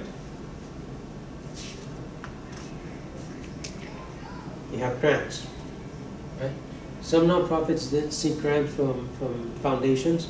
Those grants are geared specifically to certain programs and services. Those grants have criteria that need to be satisfied. There's also performance measures that are associated with those grants: the number of clients served, the number of clients that graduated or participated. So each grant has some criteria to it that needs to be met, in addition to reporting the expenditures. You have local government funding, state government funding, federal government funding. These are separate from grants. For example, when I worked in Nassau County as the finance director, when I worked in Pittsburgh and in the budget and management offices, a lot of the councilmen had monies within their budget to give out to community organizations. And that could be anywhere from $2,000 to $5,000. It can be more, $10,000, depending on how much money the legislator obtained. Then he or she would then parse that out to community organizations to help them run. Right? That one provides local support for them, but also means that their communities are being served. So a lot of the local government funding comes through monies that are that are allocated to the legislator. The legislator then has the ability to then distribute that money as he or she pleases to community organizations. Then you have program services and charges. Right, there's a cost, for example, for attending events. There are investments.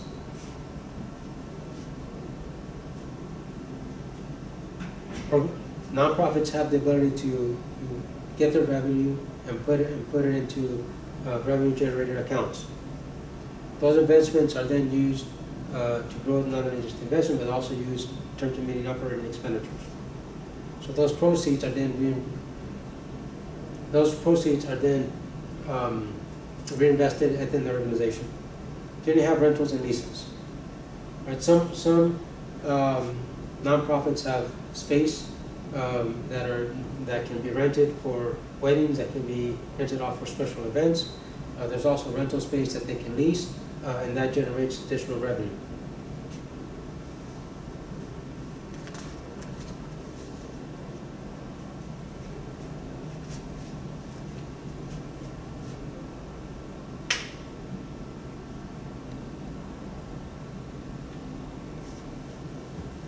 On page 6, there's a classification of financial sources.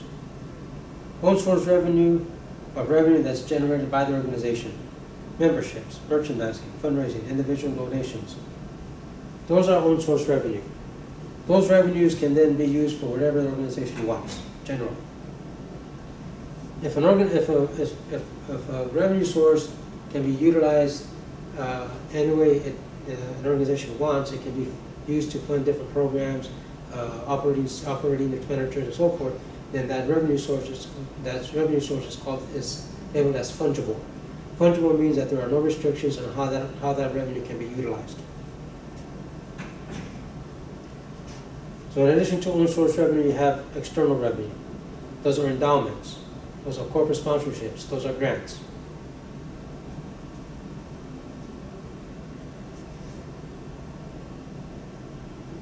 The external revenue may or may not be fungible, depending on what the endowment is intended to do, what the corporate sponsorships are intended to do, what the grants are intended to do. Some grants are blanket grants, which means that you can distribute the money any way you want. Some of them are very restrictive, means that they're only for particular programs and services. If grants are restricted, are specific to a program and services, then those resources are restricted. They are not fungible. When revenue sources are used for operating expenditures, that's called supplanting. And supplanting basically means that you're getting operating costs, which are generally paid through own source revenue or fungible revenue, is then being supplanted by grant money, and that's a no-no. That happens quite often. Then there's intergovernmental revenue. Those are local, state, and federal funding. Intergovernmental revenue, again, may be earmarked for specific, may be restricted for specific programs and services, or they may be fungible, meaning that those local, state, and federal funding can be used for multiple purposes, not just the program and services, but for also recurring expenditures. Generally, though, they are restrictive and not fungible.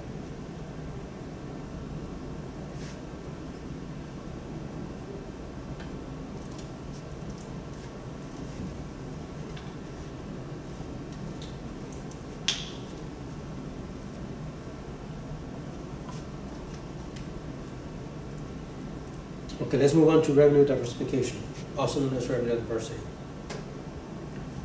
Revenue diversity essentially just means how many different revenue sources are used to fund the nonprofit's operations, programs, and services. If you have multiple revenue sources, 4, 5, or 6 or more, then the organization tends to have a greater amount of revenue diversity, which means it also has more financial flexibility and more financial stability. If an organization has very little revenue diversity, that means that the organization relies on very few revenue sources. Let me give you an example. And prior to my hiring here at in NCU, about 2 years ago, I interviewed for a nonprofit in New York City. It only had one source of revenue, and that was an endowment. An endowment established back in 1927. That endowment only generated $700,000. That $700,000 was for lease of the organization, leasing the space. It went to pay the salary of the executive director, and it went out to contractual services. That was the only source of revenue that the nonprofit had. It wanted to increase its revenue by providing, by selling books, providing conferences and other things. It wanted to increase its branding, but it didn't want to increase the number of individuals that were going to be part of the organization. But it only had one revenue source, which meant that it had no revenue diversity. So when the economy, when interest rates drop, that means that that endowment has less revenue coming in because of the interest rate. When the interest rate increases, that endowment produces additional revenue because based on the base endowment, the amount of revenue will increase from year to year. However, it is very susceptible to economic downturns, which means that when there's an economic downturn, that endowment is not going to raise sufficient revenue for the operations. So in that case, revenue diversity is low, and also provides instability for the foundation.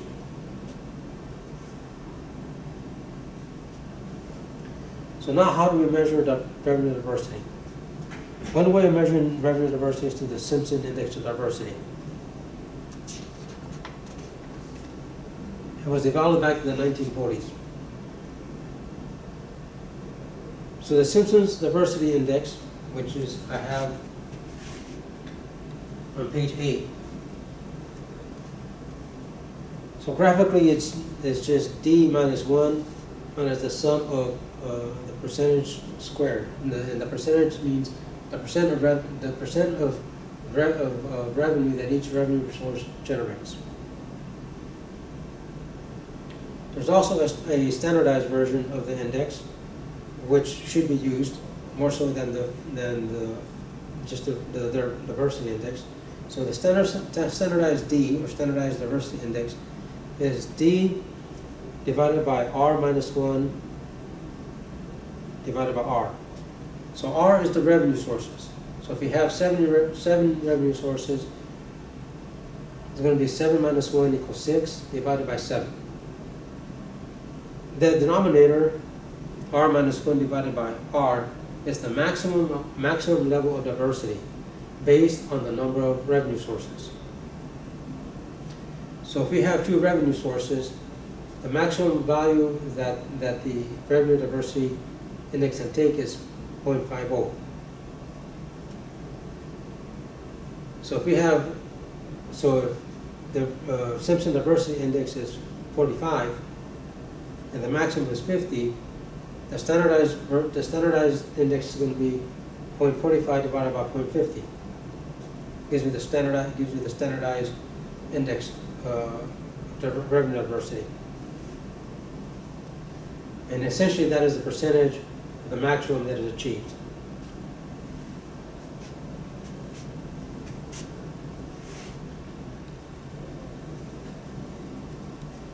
Now in an earlier email that I sent to the class, I said one possible way of addressing assignment number 2 is to do a revenue and expenditure diversity assessment. In order to do that, you need to have the financial statements. Again, I cannot do this for the Voices of Children for Broward County because, one, there is no financial report they're already available.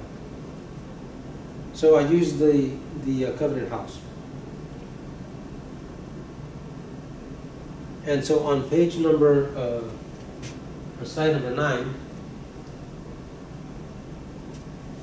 I created a revenue diversity score for the Covenant House based on the financial reports. Now going back to assignment number 2 and the email that I sent earlier in the quarter. If you want to focus on revenue diversity and expenditure diversity, then you may do so. If you want to do a more extensive financial analysis, then you can do so by doing the net profit index, the liquidity index, the profitability, HR profitability or return on human capital, return on revenue, return on the assets, and that sort of stuff. But revenue diversity is part of the revenue of the financial performance. So let me discuss slide number 9. On slide number 9, there are the revenue sources for the Covenant House, contributions. Contributions can mean anything. It can be corporate contributions, it can be contributions from individuals. And in 2007, it was $2.3 million that it generated. That's 21% of the total. You have services and merchandising. In 2007, that generated $2.7 million. That was 24% of the total. Then you have government grants. That was $2.6 million, 24% of the total. You have branding dollars from parent, $2.8 million.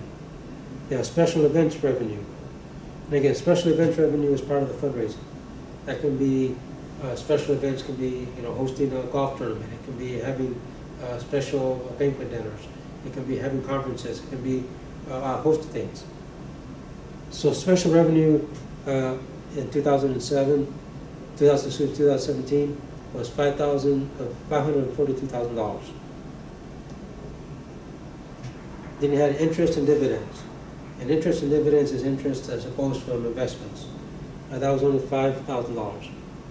So in 2017, the total revenue intake, gross revenue for the organization was $11.1 million. Now, in order to generate the revenue diversity index, you get the percentage, 0.21, times it by itself, up on top of contributions. Again, contributions were accounted for 21%, 0.21. To find P squared, you get 0.21 times 0.21, and that gives you 0.04. For services and merchandise, you do the same thing. You get the 0.24 times 0.24, that gives you 0.0591. You go all the way down to the last revenue source. The total of the total sum for P squared is 0.2297. That, again, that's taking 0.04, 0.05, 0.05, 0.06, 0.002, adding that up. That all gives you 0.2297. Now, in order to get the diversity index, you get 1 minus 0.22297, that gives you 0.7703. That's the unstandardized diversity index, which is pretty high.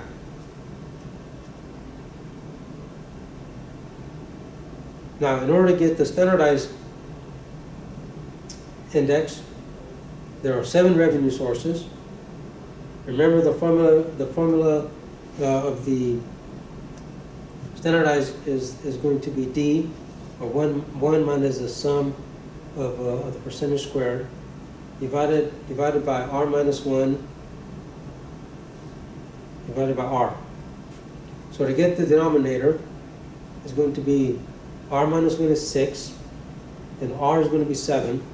So when you get 6 divided by 7, that's 0.8571. For the standardized index, that's going to be, the denominator is going to be 0.8571, and that's going to be divided into 0.7703.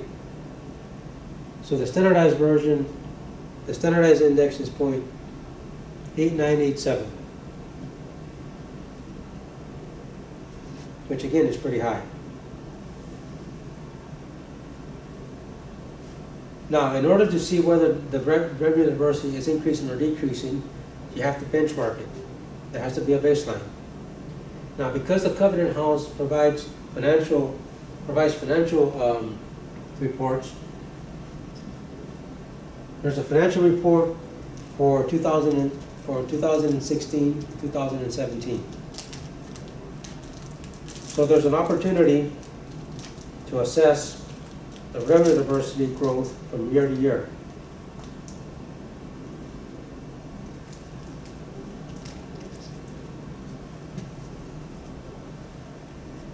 The more financial data that's available, the more in-depth your analysis of revenue diversity is going to be.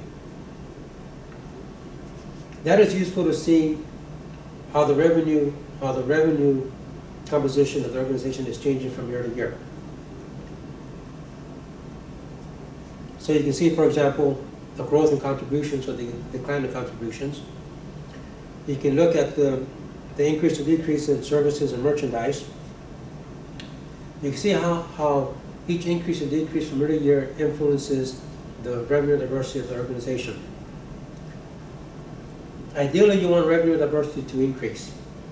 That increase is also due to shifts, fluctuations within each revenue category. You also want the standardized index to also increase, or to be essentially 1.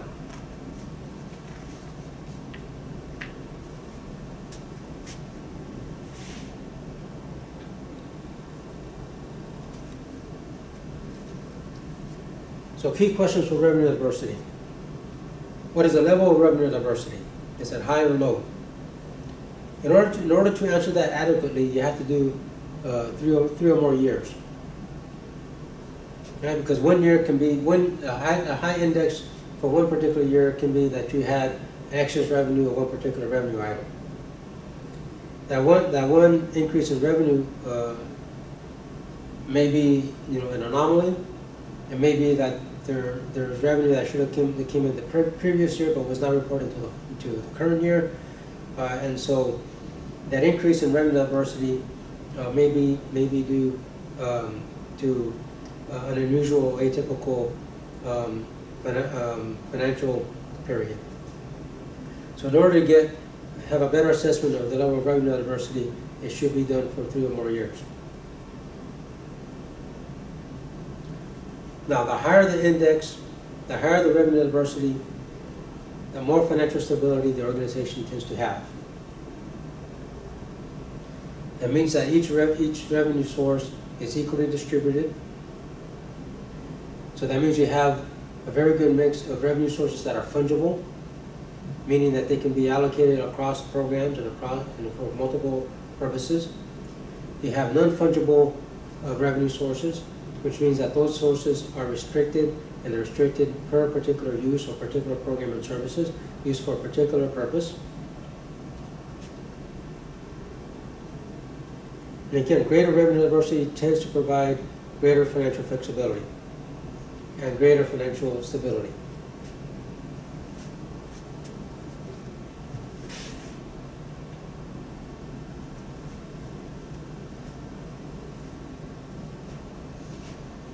Now let's talk about the expenditure structure.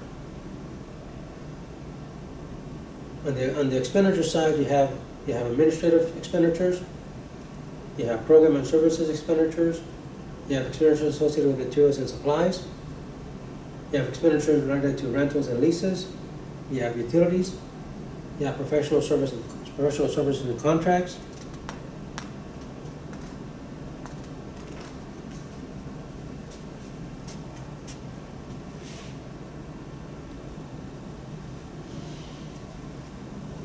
those expenditures are generally classified in four different ways. Those expenditures associated with personnel.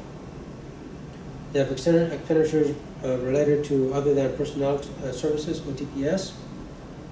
You have professional services, those are service contracts. And you have miscellaneous expenditures.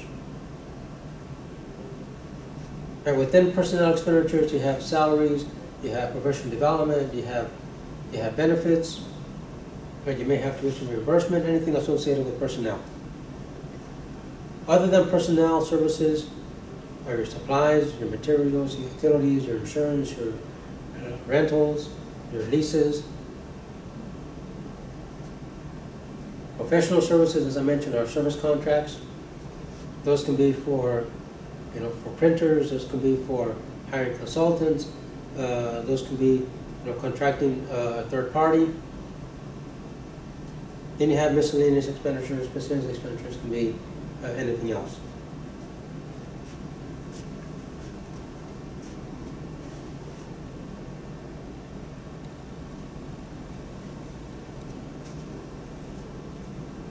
Again, because the Voices for Children of Broward County does not provide any financial reports on its website, I use the Covenant House. And so on slide number 13, I have a portion of the expenditures by program, which is reported in the financial report for 2017. Again, so if you look at slide number 13, you have the personnel expenditures, salaries and wages, payroll taxes, employee benefits. Then you have the total salaries and related expenses by program. So you have the shelter and crisis care. The total salaries and expenditures related with the program is $2.0 million. For the outreach program, total salaries and related expenses total $207,000. For the mother-child program, total salaries and related expenses are $785,000. Now there's other programs, and so they have the totals associated with them as well. Then for each program, you have the OTPS, other than services. So you have professional fees, you have telephone and tax services, you have printing, postage, you have occupancy. And that includes utilities, maintenance, facilities, rents. Then you have equipment maintenance and rentals, travel, conferences, specific assistance to individuals, all the way down to depreciation. Then you have total functional expenditures. And total functional expenditures are those associated with the whole program.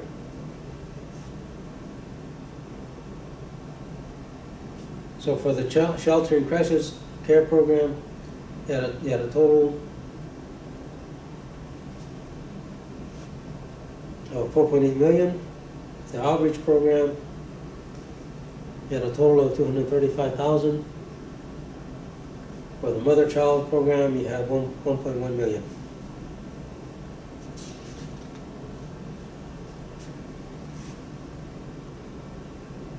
There's two types of analyses you can do for an organization: horizontal and vertical. Vertical analysis is doing what I did in terms of the shelter and crisis care program. It's going down that one particular column, just looking at it for that program. That is vertical. A horizontal analysis goes across the programs. So if I wanted to compare the shelter crisis care program to the outreach program to the mother-child program, that is a horizontal analysis.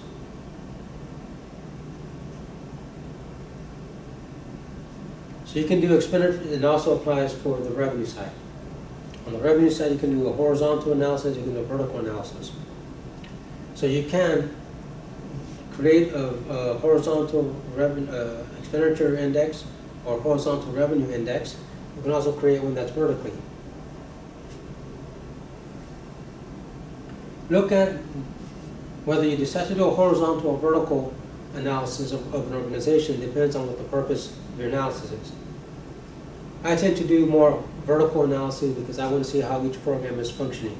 So, let me tie this back to the previous lecture on service delivery.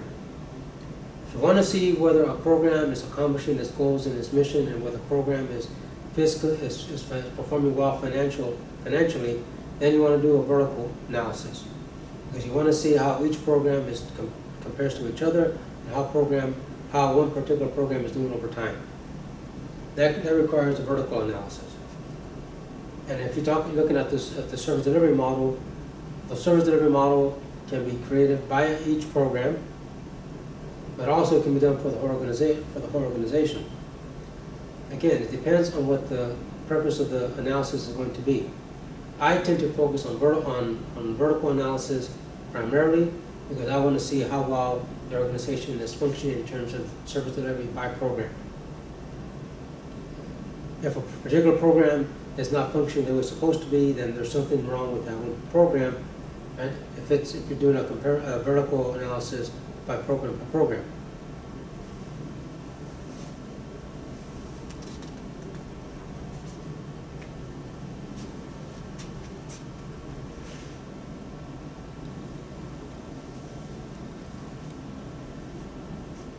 Okay. Expenditure diversification. Similar questions as to revenue diversification.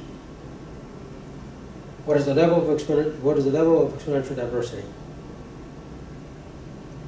What is the level of expenditure diversity for human resources? What is the level of expenditure diversity for programs and services?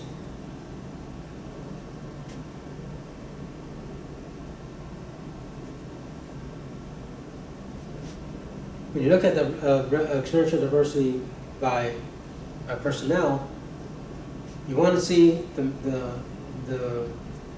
mix or the level of diversity within the salary expenditures for not just wages and salaries, but also benefits and other costs associated with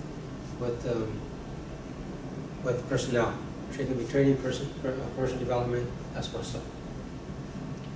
The reason for looking at diversity within a particular program, in my case, I want to see how the salary diversity differs across particular programs.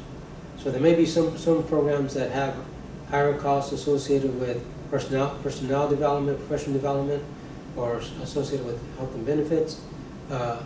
And so I want to compare that, say, than another program which may have lower personnel costs. And so I want to find out why is that. Is that because there's restricted funds for a particular program, or is it the one program has more individuals that are paid through multiple sources of revenue, right? Or also, was one program heavily reliant on volunteers as opposed to another program? So there's reasons as to why the revenue diversity for personnel costs are going to differ across programs.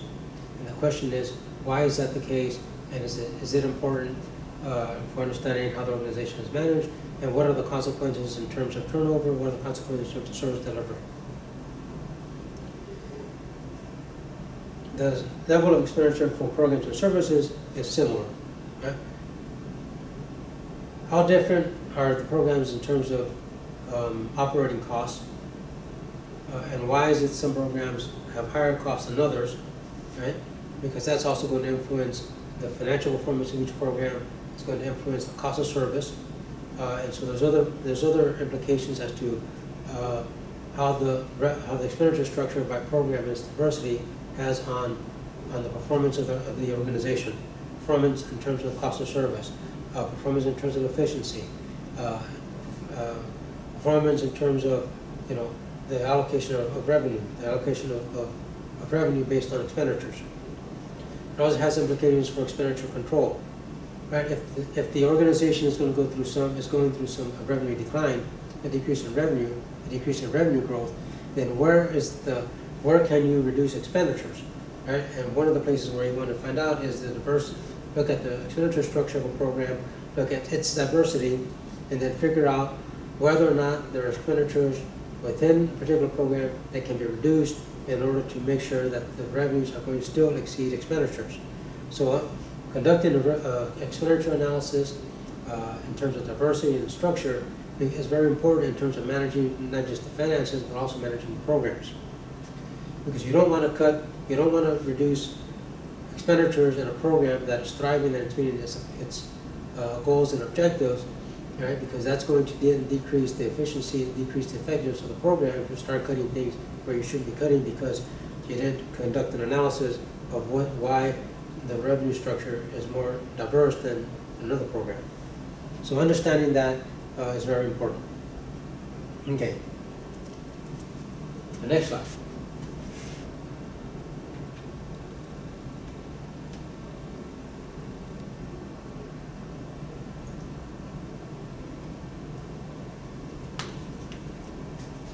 Expenditure diversification. Again, you can use the same Simpson index to generate a diversity index and also to generate a standardized diversity index.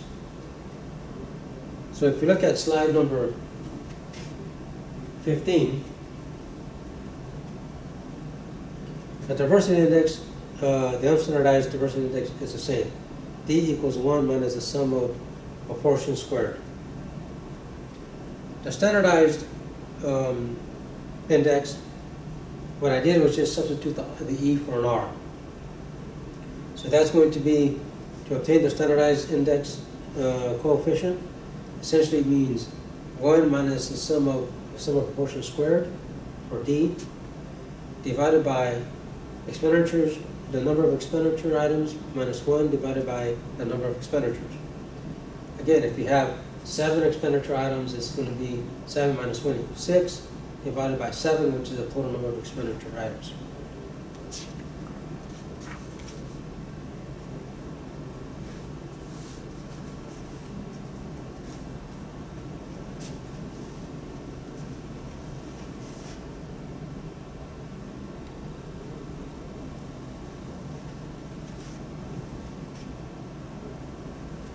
On slide number 16,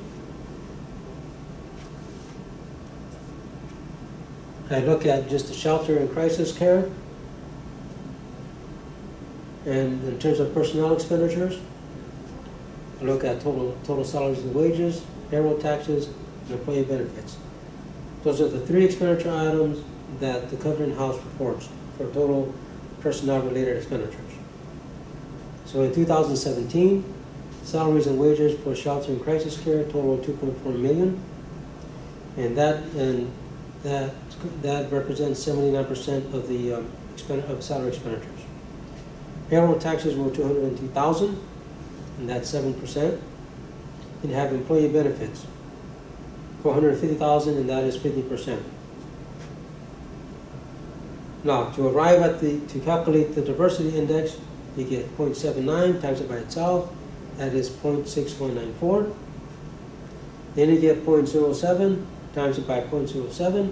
You get 0.0044.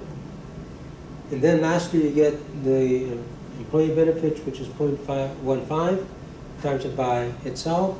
That equals 0.0216. You total that up, the 0.619, the 0.004, 0.021. When you sum that up, that's 0.6454. You get that number, subtract it from 1, it gives you 0.3546. Which suggests that expenditure diversity for personnel related expenditures is fairly low. And it's fairly low because of high salaries, high total wages and salaries. Now, to obtain the standardized version, the standardized index, you get the number of total number of expenditures, which is 3. You get 3 subtracted, 3 minus 1 equals 2. And then you divide that by 3. So when you get 2 divided by 3, that's 0.667.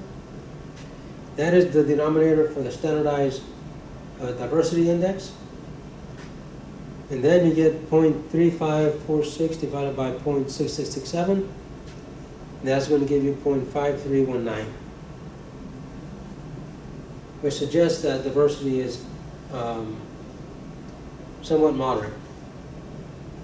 Now, I mentioned about vertical and horizontal analysis. If you want to see the expenditure diversity for personnel across programs, you do a vertical analysis. And so on slide number 17, I look at the diversity, the level of expenditure diversity for personnel for the shelter and crisis care, for outreach, and mother and child programs. Now, there's something that's very interesting when I did this. So if you look at it horizontally, salaries and wages across the programs, you see that salaries and wages is 79% for each program. You see that payroll taxes compose 7% of the total wages and related expenditures. Employee benefits constitute 50% across all programs.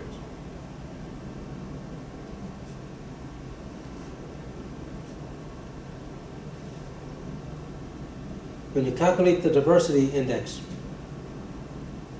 1 minus the sum of the proportion squared for each program in terms of salaries and wages, you see that it's always the same coefficient, 0.3546. 0.3546 for shelter and crisis care, 3.546 for the outreach, 0.3546 for mother and child. I didn't do that across the other programs, but I suspect they're the same, which is a little unusual. To me, it suggests that the salaries for personnel were allocated proportionally across all the programs. That is, if that is the case, I don't know if it is, but if that happens to be the case, that is not good. And the reason why that is not good is that in some cases you may be underreporting the total salaries for programs, but I suspect that in some cases you're going to be over-reporting the expenditures, the salary expenditures by program. Now remember that I mentioned that key performance indicators are based on financial analysis.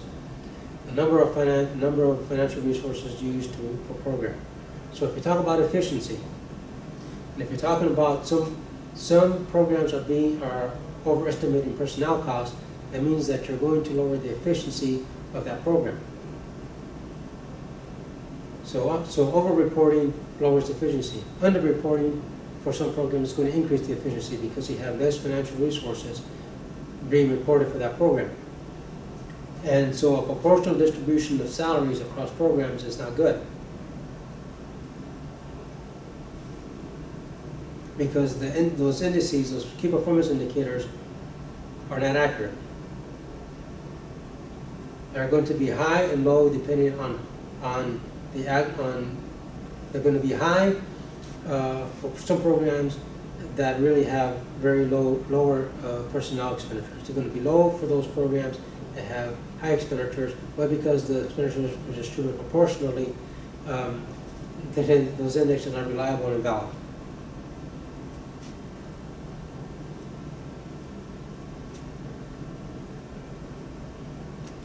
Not only does it affect the efficiency, right? When you start calculating things like cost of service, those measures are not going to be reliable or valid because the underlying data are not reliable and valid. So cost of service is going to be high for some programs, it's going to be low for others, based on how the personnel-related expenditures are reported for each program.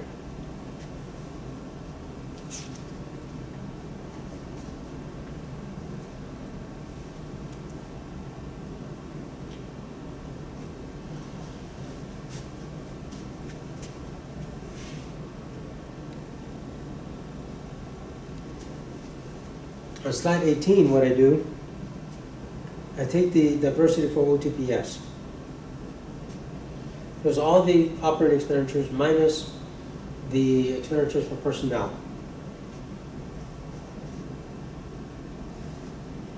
So when I do that, again, there's the professional fees for 2017, supplies for 2017. You find the percentage of the total, and then once you get the percentage, you times it by itself. And so when I do that for all of the OTPS expenditures, it was 1.7. The sum of the proportion squared comes out to be 0.1315. And then you get 1 minus the 0.1315, that gives you 0.8654. That is the unstandardized Simpson index, which suggests that the level of expenditure diversity for operating expenditures minus the personnel are pretty high. Which suggests that if there happens to be an economic downturn in terms of less revenue coming in, then you should be able to find some areas within the operating structure of the shelters and crisis care program where you can start reducing, where you can go ahead and cut expenditures. Now, if I want to do the standardized version of the index, then what I do is there are 23 expenditure items in the OTPS.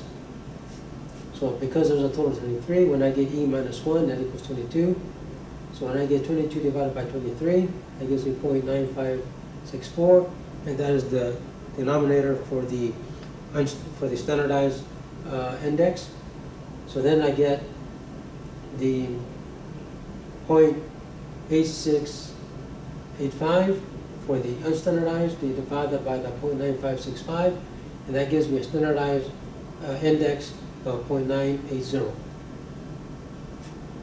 Right? And remember, when I stated that the 0.9565 is the maximum value for the index. So when you divide that into the 8.6, that means that the 8.6 actually is 90% of the total value of the index. Again, which is pretty high.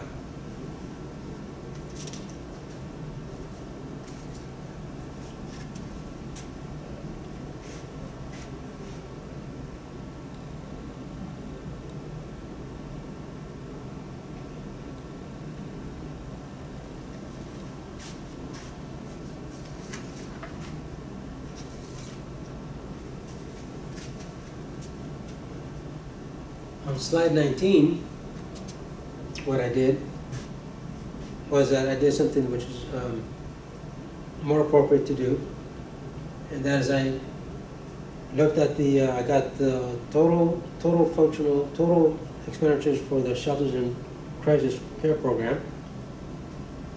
That included all the salaries, related expenditures, and all the other than personnel expenditures. So I did it for the whole entire program.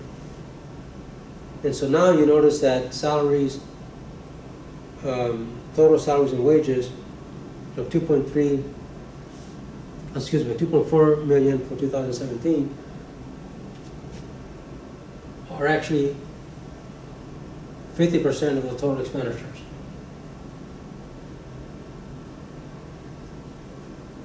So when you get 0.50 times 0.50, that's 0.250. So then you do that for, similarly you do that for the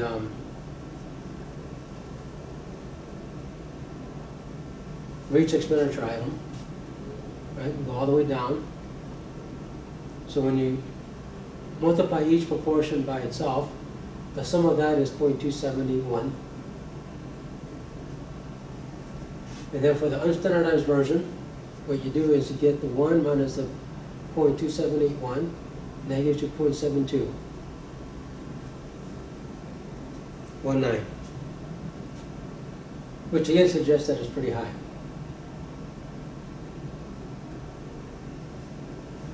So in case there happens to be less revenue coming in from year to year, having the greater expenditure diversity means that there's a high chance that you are going to be able to reduce expenditures by line item, and so that you don't have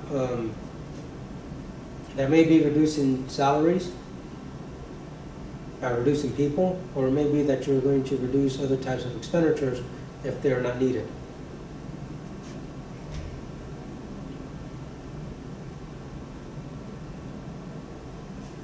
Now, if you've taken a budgeting class, or if you haven't, generally what happens in the budget is that you try to budget the amount that you think that you're going to spend in a particular year. On expenditures, I tend to be a little bit more aggressive, meaning that I tend to overestimate the expenditures that I'm going to incur in a particular year when I budget. For example, if I'm looking at salaries, I anticipate that there's going to be an X number of merit increases. I anticipate that health benefits are going to increase. Right? That includes the cost of health insurance is going to increase. That increase can be from 3 to 5% or more. And they may not, but I'm going to make the assumption that they're going to increase. I'm going to make the assumption that the cost of materials is going to increase due to inflation. So when I'm budgeting, I'm going to budget expenditures a little higher than I am going to do. I'm going to budget revenue, because the expenditures are going to increase from year to year. They're not stagnant. And so what I try to do, again, I try to overestimate the expenditures. That is going to be several things.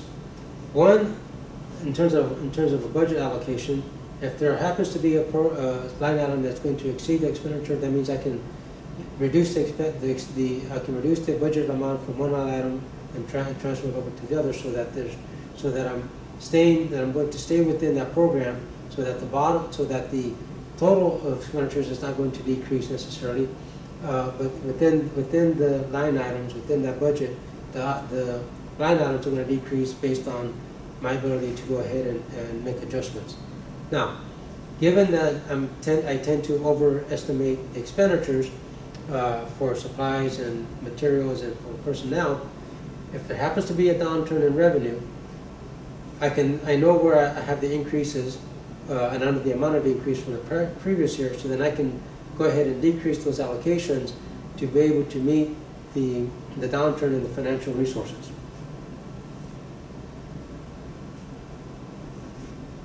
That then may decrease the expenditure that